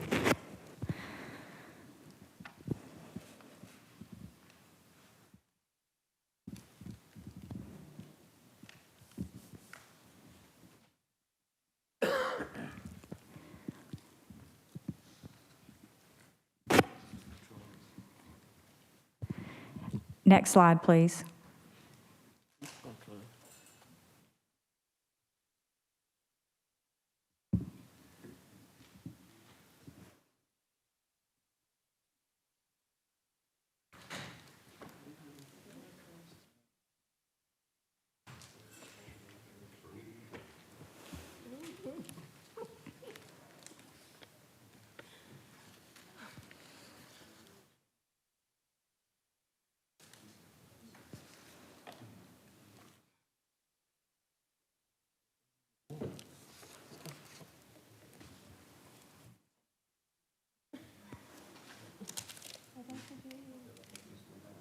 I wonder if the...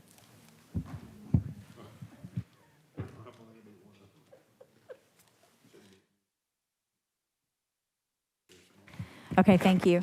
On the expenditure side, we did have a few, about $7 million more in expenses than what we originally had projected. Those tie to some transfers that we made at the end of the year out of some of our justice system partners' requests for use of savings to fund some capital-related projects, as well as funding the upfront costs associated with the warehouse consolidation, those costs that are above the TI that's included in the warehouse lease agreement. Next slide. So moving into the 2022 revised proposed budget, the total proposed budget for all funds this year is $1,257.7 million. The largest portion of which, of course, is associated with the general fund at $857.2 million. Followed by the airport fund at 7.6, the water revenue fund at 159.3 million, water renewal fund at 100.1 million, the Fulton Industrial District 28.2, our 911 emergency fund 8.6, the bond fund, general obligation bonds 15.6 million, our risk management fund 64.2 million, our special appropriation funds at 17 million. Next slide, please. As far as the changes that we've recommended that are included in the booklet that you were provided as well, it's on page 13 of the booklet for the general fund. We've tried to summarize these changes in a narrative form. On the revenues, we've asked for a total increase in revenue of $4.8 million. This is the result of needing to increase by about $3 million the commission collections and credit card fee waiver offset account. This is now based on a full year of activity in that particular revenue stream and sort of right-sizing it for what we saw happen in 2021. We also have a couple of items that are related to timing differences, one of which is the increase in current year property tax collections of $6 million that were expected to be collected in 2021 and were not, and so we're bringing those forward to 2022, and that is offset by a $4 million reduction in our current year public utility property tax collections because we collected more in 2021 than we expected against that billing. Next slide, please. On the expenditure side, we have a total of $12.2 million in expenditure recommendations. The first of which is a $31,000 adjustment to the District 6 budget. This was for an item that was originally requested as part of the budget process and was overlooked by the staff, so this was a staff correction. I believe that's the case with the second item as well, a $54,000 adjustment to the District 4 budget.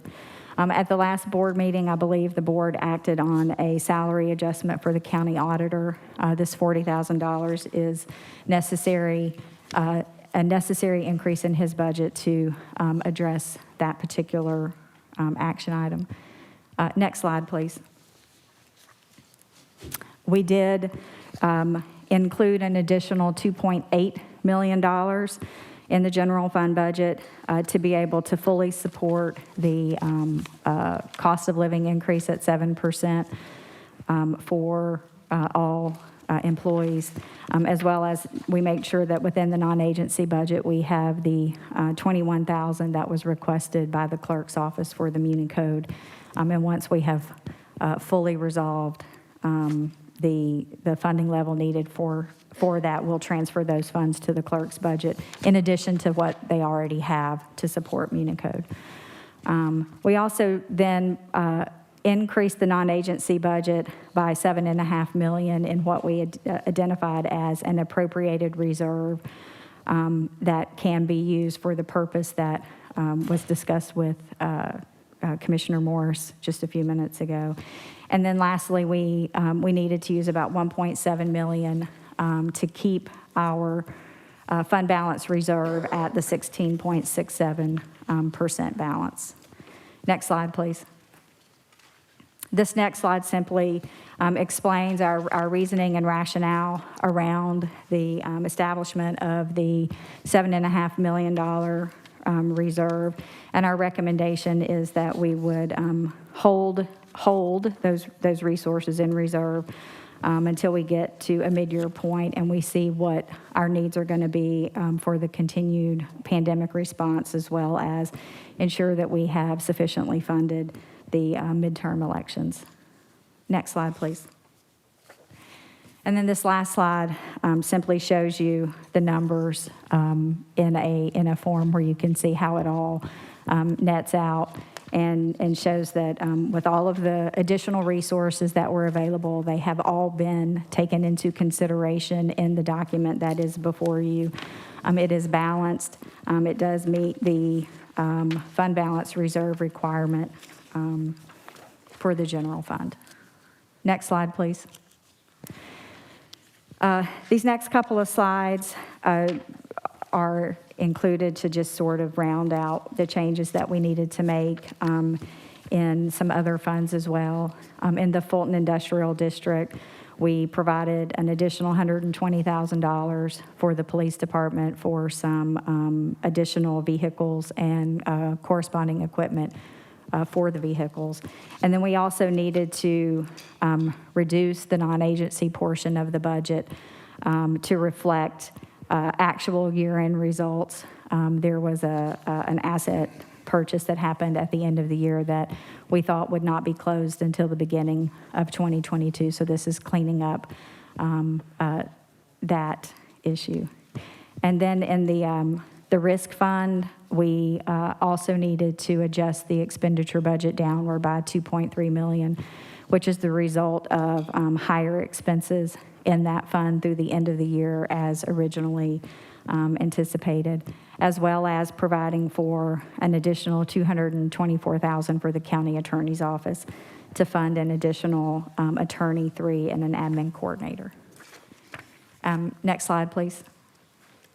And then this last slide, Commissioners, is simply the next step slide that we typically provide to show you all of the various actions that we've taken during the budget cycle and where we're at today. And so today we are able to, if it's the board's desire, to adopt the budget because we've met all of the legal requirements for it. Otherwise, we are prepared for the adoption to happen on the second meeting on January 19th. All right, Vice Chair? Yes, thank you. Okay, so thank you for that presentation. That's very helpful. We had public comment today asking for detail on certain things. I'm sure you heard that. One being the Department of Registrations and Elections.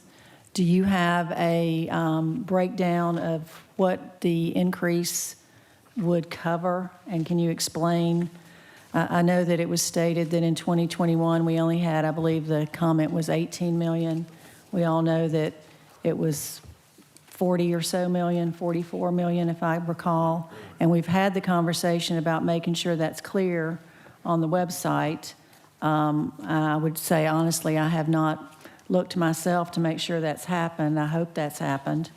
But could someone just please speak to the process and the way that the budget is presented for the registrations and elections during a general election year?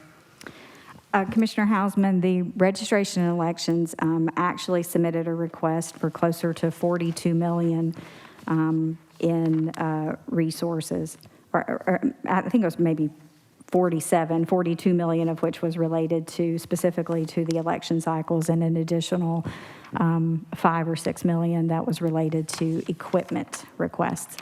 So what we did when we funded this budget is we essentially funded 3 out of the 4 election cycles that they requested. They requested for the primary, the primary in May, they requested 10.4 million.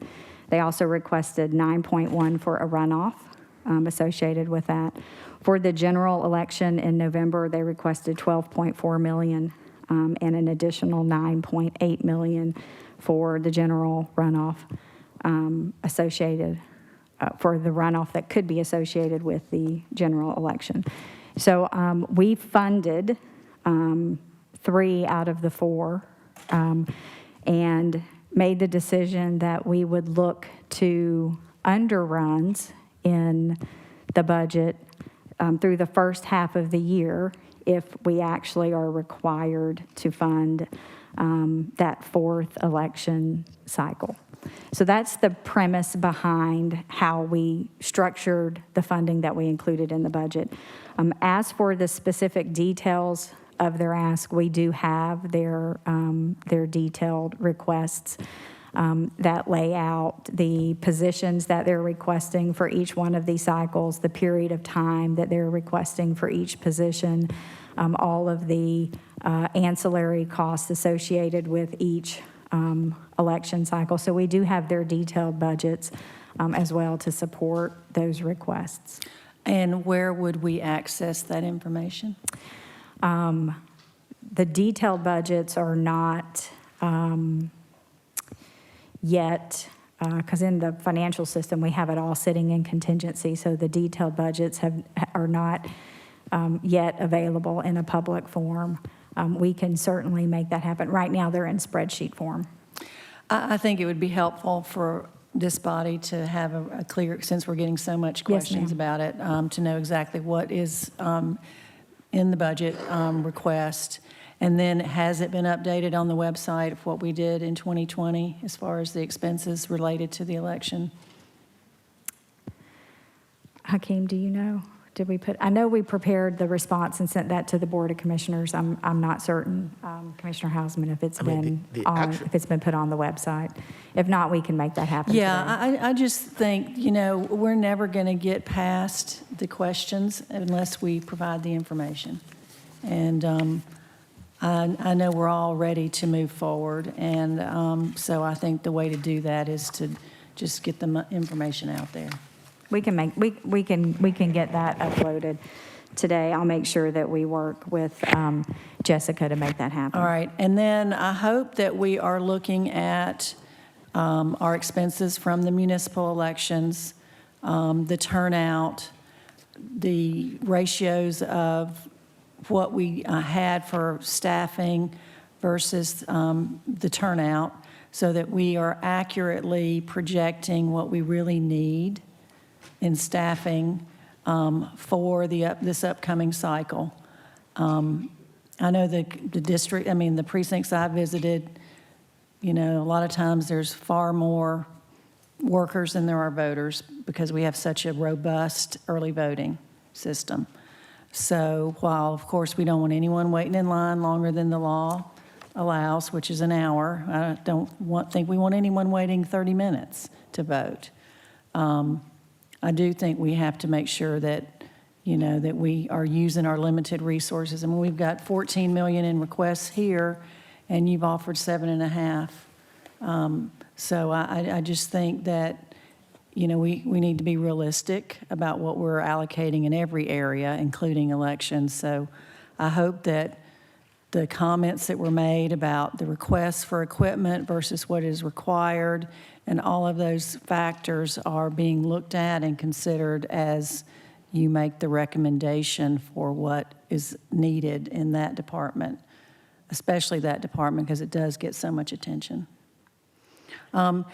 And then secondarily, I'm just curious to the body here. We've got this list. Mr. Chairman, what sort of process do you want to have to go through? We want to go through these line by line. I know you mentioned the two that you are proposing. I've got a few. Everybody's got a few. How do you want to go about talking about this? Well, now what I had suggested that we do is that we, if you have an enhancement, that you identify the cost as well as a source of funding. And okay.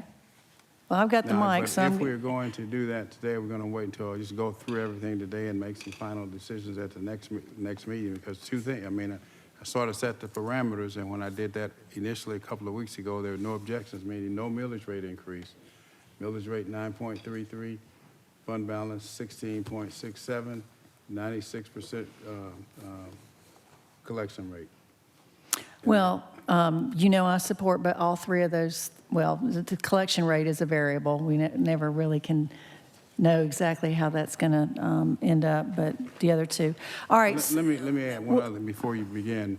That 7.4 that they have not found, but that is set aside for 7.5 for enhancement. We can, either chip away at that, but certainly not go beyond that. But I support what they're recommending, because there's so many uncertainties out there that. Well, we always know we have overruns and underruns, and we always know that, budget is a guesstimate in a lot of respects. So, and as far as historically, there's a recommendation that's made, but it's up to us to decide exactly what recommendations to accept and what to modify or change. So I just would like, the one thing that is on my wish list for the library system has been identified, the funding source through the TAD. So I hope that is not included in the 7.5 million and that is already allocated. Which number is that on the $1 million? It's item number 2. Number 2. That's the one you've been talking about, right? It's the library books. Right. $1 million, and it's funded out of the TAD fund. And then the only other item I personally asked for is the 150 for the public art project, which hopefully there'd be room in the 7.4 to fund that one. But that being said, what I just requested as far as an analysis of the true needs in the registration and elections department, I don't know if y'all have done that or not. So, to me, it's still a question if the number that's recommended is really, what's really needed, or if it's maybe a little more there. Just seems like with the way we operate with our early voting, it's so popular that on election day, I feel like that we could get by with a little less staffing on those days, which would save some money, and a little less equipment. There's never any lines anymore on election day. So I just would hope that we're really taking a hard look at that. Well, remember, on elections, we reduced it by a fourth to start with. So from what they asked to what is in the budget, it's been reduced by 25%. So then the question is, can we operate over 3 cycles at, let's say, 75% of what their original estimate was? Then there's plenty of money for the fourth. If we cannot operate at that level, then that's another matter. But we've already taken an action, really in the spirit of what you're saying, in this budget submission. Okay, well, I mean, I appreciate that, and I know you have extremely great skills at budgeting, all of y'all do. Without seeing it in writing, I'm at a loss at how to even respond to that. So that's why I was asking for the information.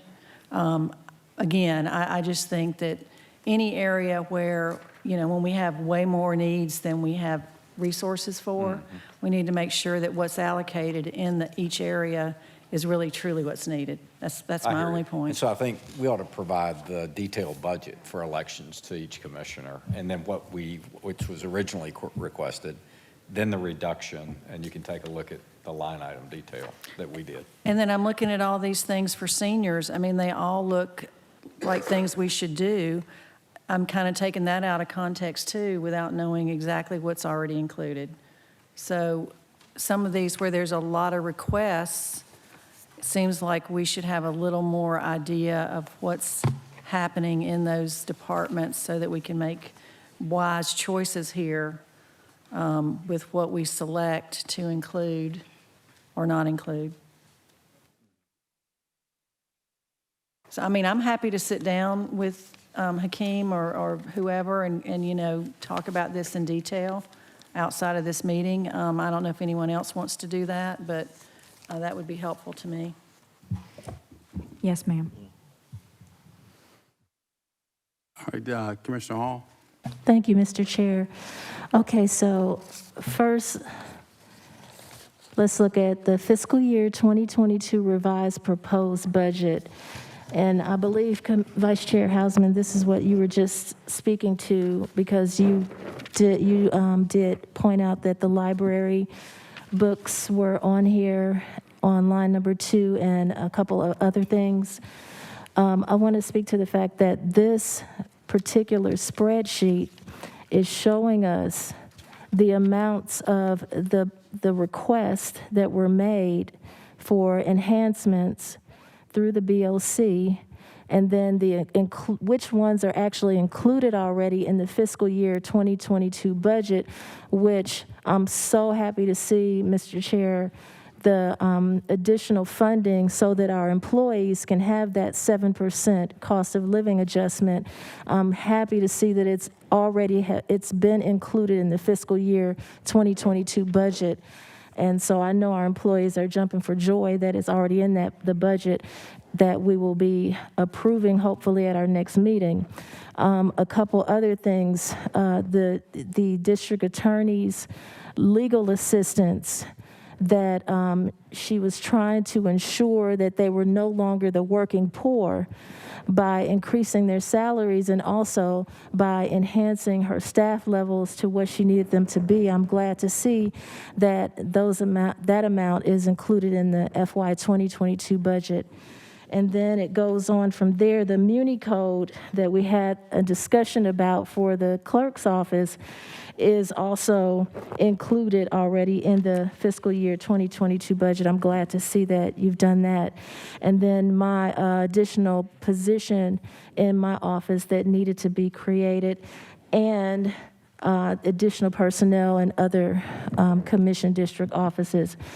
Also, you have on here the funded things that are funded through other means, and one of those was what Vice Chair Houseman spoke on about the library ebooks. Glad to see that. Glad to see the social services coordinators at the 4 senior multipurpose centers, because they need those social service coordinators bad. And happy to see the $2 million for the East Point Library funded through the library bond. And then what's left, a lot of these things came from the fact that I had initially requested this spreadsheet from the finance department which is called the FY 2022 General Fund Operational Request Funded and Unfunded. And I was a little concerned when I saw, well, I was very concerned when I saw many of these items that were not funded on this list. And when I talked to the various justice partners, other elected offices about their needs, they didn't even realize that they had not been funded. And then some things for senior services. But I'm happy to say that a lot of those things have been resolved, and a lot of them are already on this BOC enhancement request sheet under the field that says requests that can be funded with the 7.5 million or mid-year. They're all in here. You have the senior services, alternative senior transportation services increase. You have the operating funds to cover the in-home repairs for seniors, the administrative clerk that's needed in senior services, the ServTrack web hosting software, all of the things that I pulled off of this unfunded list and put on the BOC enhancement request list. I'm so proud and happy to see the county manager and the county executives, Madam COO, who is unfortunately, well, it's good for her and for us. She's moved on to her position at ARC, but she played a significant role in helping to get all of these things done.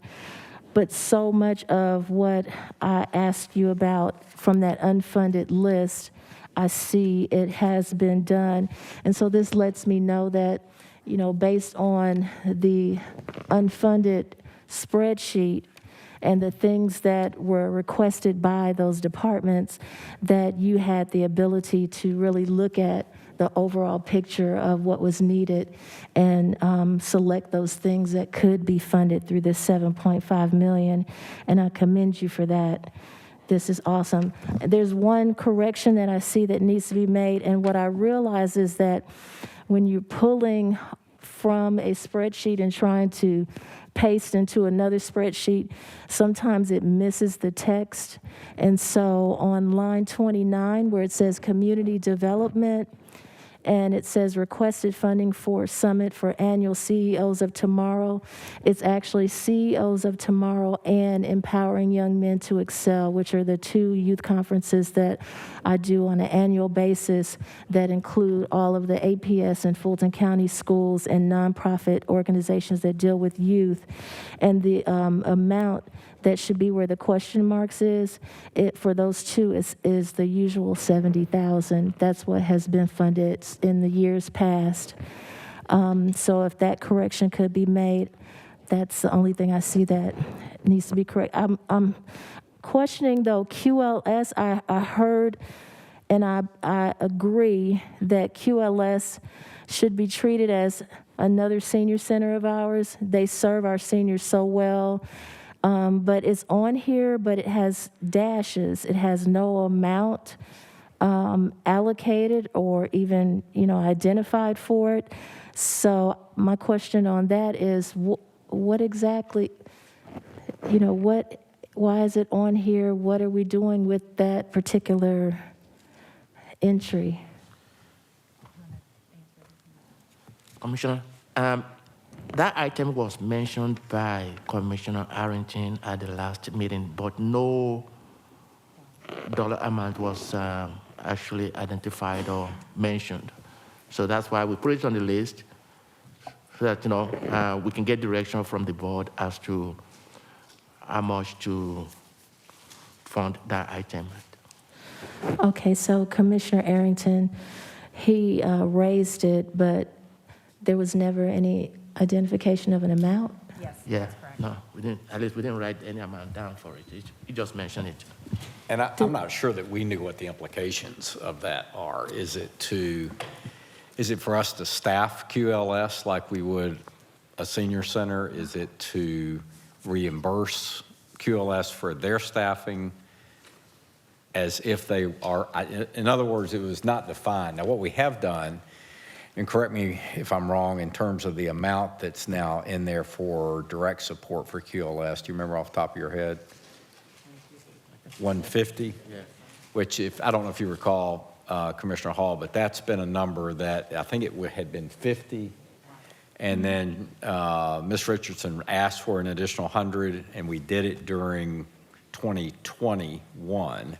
And then this was basically, in this budget, was to standardize that as the support level, which I think is what she's been asking for. Now, if you go beyond that, it probably requires a lot more thoughtful effort working with them to determine exactly what model are we talking about and then what funding implication does that bring along. So I'm not sure what, other than we were trying to recognize the commissioner brought it up, what to put in that slot. Okay, but or should I say, we do already have the $150,000. Yes, ma'am. In the budget for QLS. Yes, ma'am. Okay, so that just goes to the fact that we do need to discuss this further when we have Commissioner Arrington here at the next BLC meeting. And maybe somebody can touch base with him in the interim before then and get some more information on exactly what he meant when he raised this. And then I see that the food insecurity funding can be taken from the ARPA funds. And so is there a plan for that? I know we discussed it before. Is that Dr. Rochelle? So, Commissioner Hall, the use case for food insecurity is outlined and includes funding for seniors as well as some other types of food programs. And so that is the reference here. Thank I you. can get you the specific amount that is available for 2022. Thank you. That's good. Thank you so much. And so we are moving forward with the creation of the Office of Sustainability for $500,000. I'm glad to see that, that is part of the $7.5 million. And do we have a team that's already working on a plan of how we do that? Yes, we'll be working with Joe Davis, and his key person, I believe, is Alex Trachtenberg out of DREAM, that we'll be working with on implementing the sustainability projects. Great, thank you. And so, Mr. Chair, I see the Grammy Museum on here. I'm willing to support the Grammy Museum.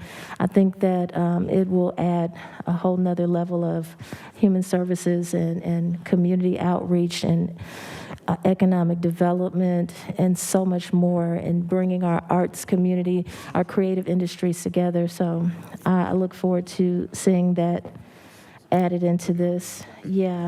Yes, because I think that if we can support our citizens with all of these great human services, that is an addition. That's going to be a great addition to it. Thank you. It happens to be in the 4th district, right? Okay, next. Commissioner Ellis? No, Commissioner Khadijah. Oh, I'm sorry, Commissioner Abdul Rahman. Thank you, Chair. County Manager, just because I just got about three inboxes on my cell phone. QLS, we are actually, and I just want to state this for the record, we are actually doing the level support that we regularly did from the previous year. What's on the budget that Commissioner Hall was talking about was an additional ask, correct? Yes, ma'am. I'm not sure we have an additional ask from QLS. Yeah. We've met that ask. Exactly. That's what because it was a little confusion. And I said, well, because my phone went off 3 times with the text messages. The ask that you have already in the budget for QLS is in there. It was just an additional ask, not from them, but it was an ask, but you didn't get the amount, but it had nothing to do with the amount that's already allocated. That's what We've met their ask. Exactly. And I think Commissioner Arrington, and I think that's what deserves more conversation, is what really is he implying by treat them as other senior centers? Okay, gotcha. That may be a complete different model than we have today. Exactly. It was a little confusion. Yes, I just ma'am. wanted to make sure that we actually just clear that up just for the listening audience. But I do have a question to ask you. With the Grammy Museum, that $3 million ask, is that in this budget, or is that something that we're going to look at down the road? No, ma'am, that would have to be in this list of items that could be funded out of the $7.5 million and additional underruns that will accrue between now and mid-year. Okay, all right, thank you. Commissioner Ellis? Yeah, just a couple of remarks. I go back to this sort of, and I said this, I think, when we've had 2 or 3 other discussions on this budget. I do think, there are, I think, 29 or so items that fall in this bucket of things that could be looked at, or funded with a 7.5 for the mid-year, plus the stuff that you've already noted that we ought to have to weigh in and under consideration. I think the vast majority of these, in terms of from a numerical perspective, are the types of things that really shouldn't be enhancements, but they're things that can be addressed in sort of due course and, natural underruns in a budget, and they shouldn't be necessarily noted as enhancements per se. And I think that's probably part of the reason why you formulated and presented this budget to us originally the way you did. I hope that's the kind of thought that you are going through when you present the budget to us. The other thing I'll say is, I think that there are certainly a lot of sort of hard things on here that are clear in terms of things that we have in that particular category of things that we can weigh out and make some value decisions around that are pretty clear and have been fleshed out. And there are some other things in here which really bear a lot more study before hard dollars are put to. I think including, kind of to what level and to what extent, we might desire to fund something like, the museum. So I think structurally the way that this is presented, it is a great budget, and it's a great way for us to, go into the year knowing what the headwinds that we were facing and some of the unknowns we were facing, and still at the same time, dig into some of these individual things that individual commissioners have brought forward and validate those, and likely fund, probably a pretty significant number of these, once we look back and have completed 2022. So, I realize we may not vote on this today, but I'm certainly supportive of the budget as has been recommended and presented us by the county management team. Commissioner Hall? I'm sorry, Vice Chair Houseman. You keep confusing us. Let's talk a little bit about the Grammy Museum. I haven't heard anyone say anything negative about the concept of doing it, okay? I think, though, that we still have some outstanding questions about what our level of commitment is, what we're going to get for that level of commitment, who else is going to participate, how it's going to be structured, who's going to own it. There's just a host of questions associated with it, but that doesn't mean that it's not a worthwhile project and we shouldn't still talk about it. Since I've been here, we've tried to help with various capital things that are not our property, and there's been legal issues associated with that. Most recently, I recall when we were looking to support the capital campaign and improvements at the Chattahoochee Nature Center, we were advised that we could not do that because we did not, it wasn't our property, it wasn't our facility. Well, it is our property, it's a long-term lease, so they manage the property. So I just want to make sure, County Attorney, that before we go down this path, that our processes, policies allow us to do that, to support a capital project that is not one of our buildings. So I don't need an answer right now, but You know, we were told that years ago when we were looking to do something at the Nature Center. So I just want to make sure that, you know, we're following all of our processes and policies and procedures. And if it's something that we do want to do, what we would need to do legally to allow that to happen before we make any financial commitments one way or the other. Vice Chair Houseman, we will prepare a response to that and have that for you so that you can consider that before your next meeting. Commissioner Hall? Thank you for that. Thank you, Mr. Chair. Thank you, Vice Chair Houseman, for that. We definitely need that information. And when Brad Olecki met with me to talk about the Grammy Museum, that's one of the requests that I asked of him, is some details on what are we committing to, and also the fact that we have been the leaders, so how are we being recognized as the leaders of helping the Grammy Museum? But my question that I'm raising now is, like I said, I'm very happy to see the 7% COLA for the employees, but I do have to raise the question about our retirees. Will our retirees be receiving the COLA? I know we have two different retirement systems. We have the old pension and we have the new 401. And so Mr. Herman, who are you pointing at? Sorry, that was Hakeem. Madam CFO? Yeah, Was he pointing at you? Yeah, thank you. The defined benefit retirement plan has a built-in COLA for it, and the board, the retirement board, has already approved that COLA. There is a group of retirees in that plan that are covered under the old defined benefit plan, who are not eligible for the automatic COLA. And we do have resources in the budget to cover the same COLA that the other retirees will be receiving.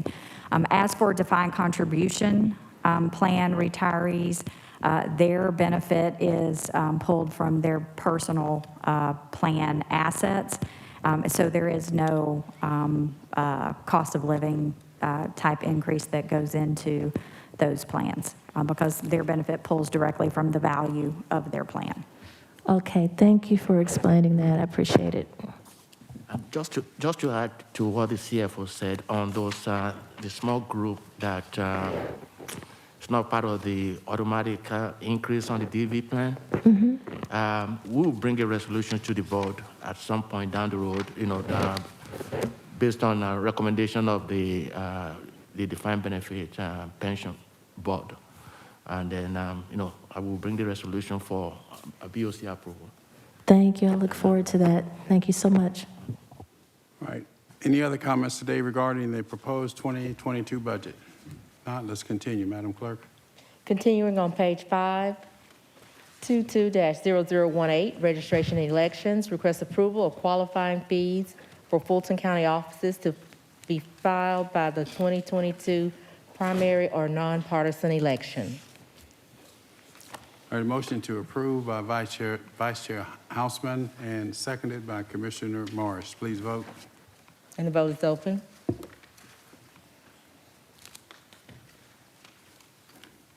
And the motion passes, 6 yeas, 0 nays. 22-0019, Human Resources Management, request approval to modify the classification section of the Classification and Compensation Plan. Motion to approve by Commissioner Hall, seconded by Commissioner Abdul-Rahman. Please vote. And the vote is open. And the motion passes, 6 yeas, 0 nays. On page 6, under Health and Human Services, 22-0020, Public Works, request approval of a resolution expressing Fulton County support and approval of a MOU regarding the funding and collaboration by and between Fulton County, the Atlanta Region Transit Link Authority, the Metropolitan Atlanta Rapid Transit Authority, Cobb County, Gwinnett, DeKalb, and the Department of Transportation and the Atlanta Regional Commission. All right, the motion to approve by Vice Chair Houseman, seconded by Commissioner Hall. Commissioner Hall. Thank you, Mr. Chair. This is awesome. If I remember correctly from the drawing, these are express lanes that are going to go over the top of 285. Is that correct? In the center? This is great. My only question is, as I read through this, there were no details on what part does Fulton County play. Can someone speak to that? So as you know, this has been discussed for some period of time. Yes. The implementation of bus rapid transit inside the managed lanes that you're referring to. And the role that we would play, I think, would be twofold. Number one, it is a part of our overall transit plan, which spans all of Fulton County, and a very important part. And then secondly, this memorandum of understanding really knits together the interest of multiple jurisdictions, counties specifically, Fulton, DeKalb, Gwinnett, and Cobb, since it spans that entire area. But also there have been mayors and cities along that route that have been participants in this study. So we will then be a part of, by signing this agreement, a part of a policy governance committee set up to advise and counsel. And as you recall, some of the discussions around both South Fulton Parkway and Georgia 400 in the early stages of where would the stations be placed. I would anticipate that will be some robust discussions about where these stations will be placed. And since we have about 5.7 miles of that route, it'll be critically important that we're represented in that policy group to determine that one of those stations for sure is in Fulton County, but also to see the totality of this overall project come to fruition. Thank you. And you said there are about 5.7 miles of that's in Fulton County? Yes, ma'am. Will there be any cost to Fulton County? So the good news is, not as a part of this study, if you recall when Jeff Parker presented in the last meeting, as a consequence of the board approving the 14th Amendment with MARTA, a part of that penny will fund this study. So there's no incremental cost to Fulton County for this study effort. Thank you. Vice Chair Houseman. Yes, and Commissioner Hall, one of the really exciting parts of this effort is for the first time, Cobb and Gwinnett are agreeing to partner on a transit issue with MARTA. And so hopefully that will lead to those counties joining the system and really providing some regional relief through the transit agency that is all in one effort. So it's a big step, really big step. Yes, I agree. Thank you for that additional information, Commissioner Vice Chair Houseman. All right, Commissioner Morris. I just wanted to point out that the entire stretch of this is in Commission District 3. All right, anyone else? All right, let's vote, please. And the vote is open. And the motion passes, 6 yeas, 0 nays. Commissioners, full board appointments. Both appointments are for the South Fulton Community Improvement District Board, 22-021. Commissioner Abdul Rahman has nominated Jim Sams for a full board appointment. All right, motion to approve by Commissioner Abdul Rahman, seconded by Commissioner Morris. Please vote. And the vote is open. And the motion passes, 6 yeas, 0 nays. 22-022. Commissioner Abdul Rahman has nominated Kent Mason for a full board reappointment. All right, motion to approve by Commissioner Hall, seconded by Commissioner Morris. Please vote. And the vote is open. And the motion passes, 5 yeas, 0 nays. And we have the add-on item 22-0028. Request approval of a resolution in observance of the 93rd birthday of the Reverend Dr. Martin Luther King, Jr., sponsored by Commissioner Abdul Rahman. All right, motion to approve by Commissioner Abdul Rahman, seconded by Commissioner Hall. Please vote. And the vote is open.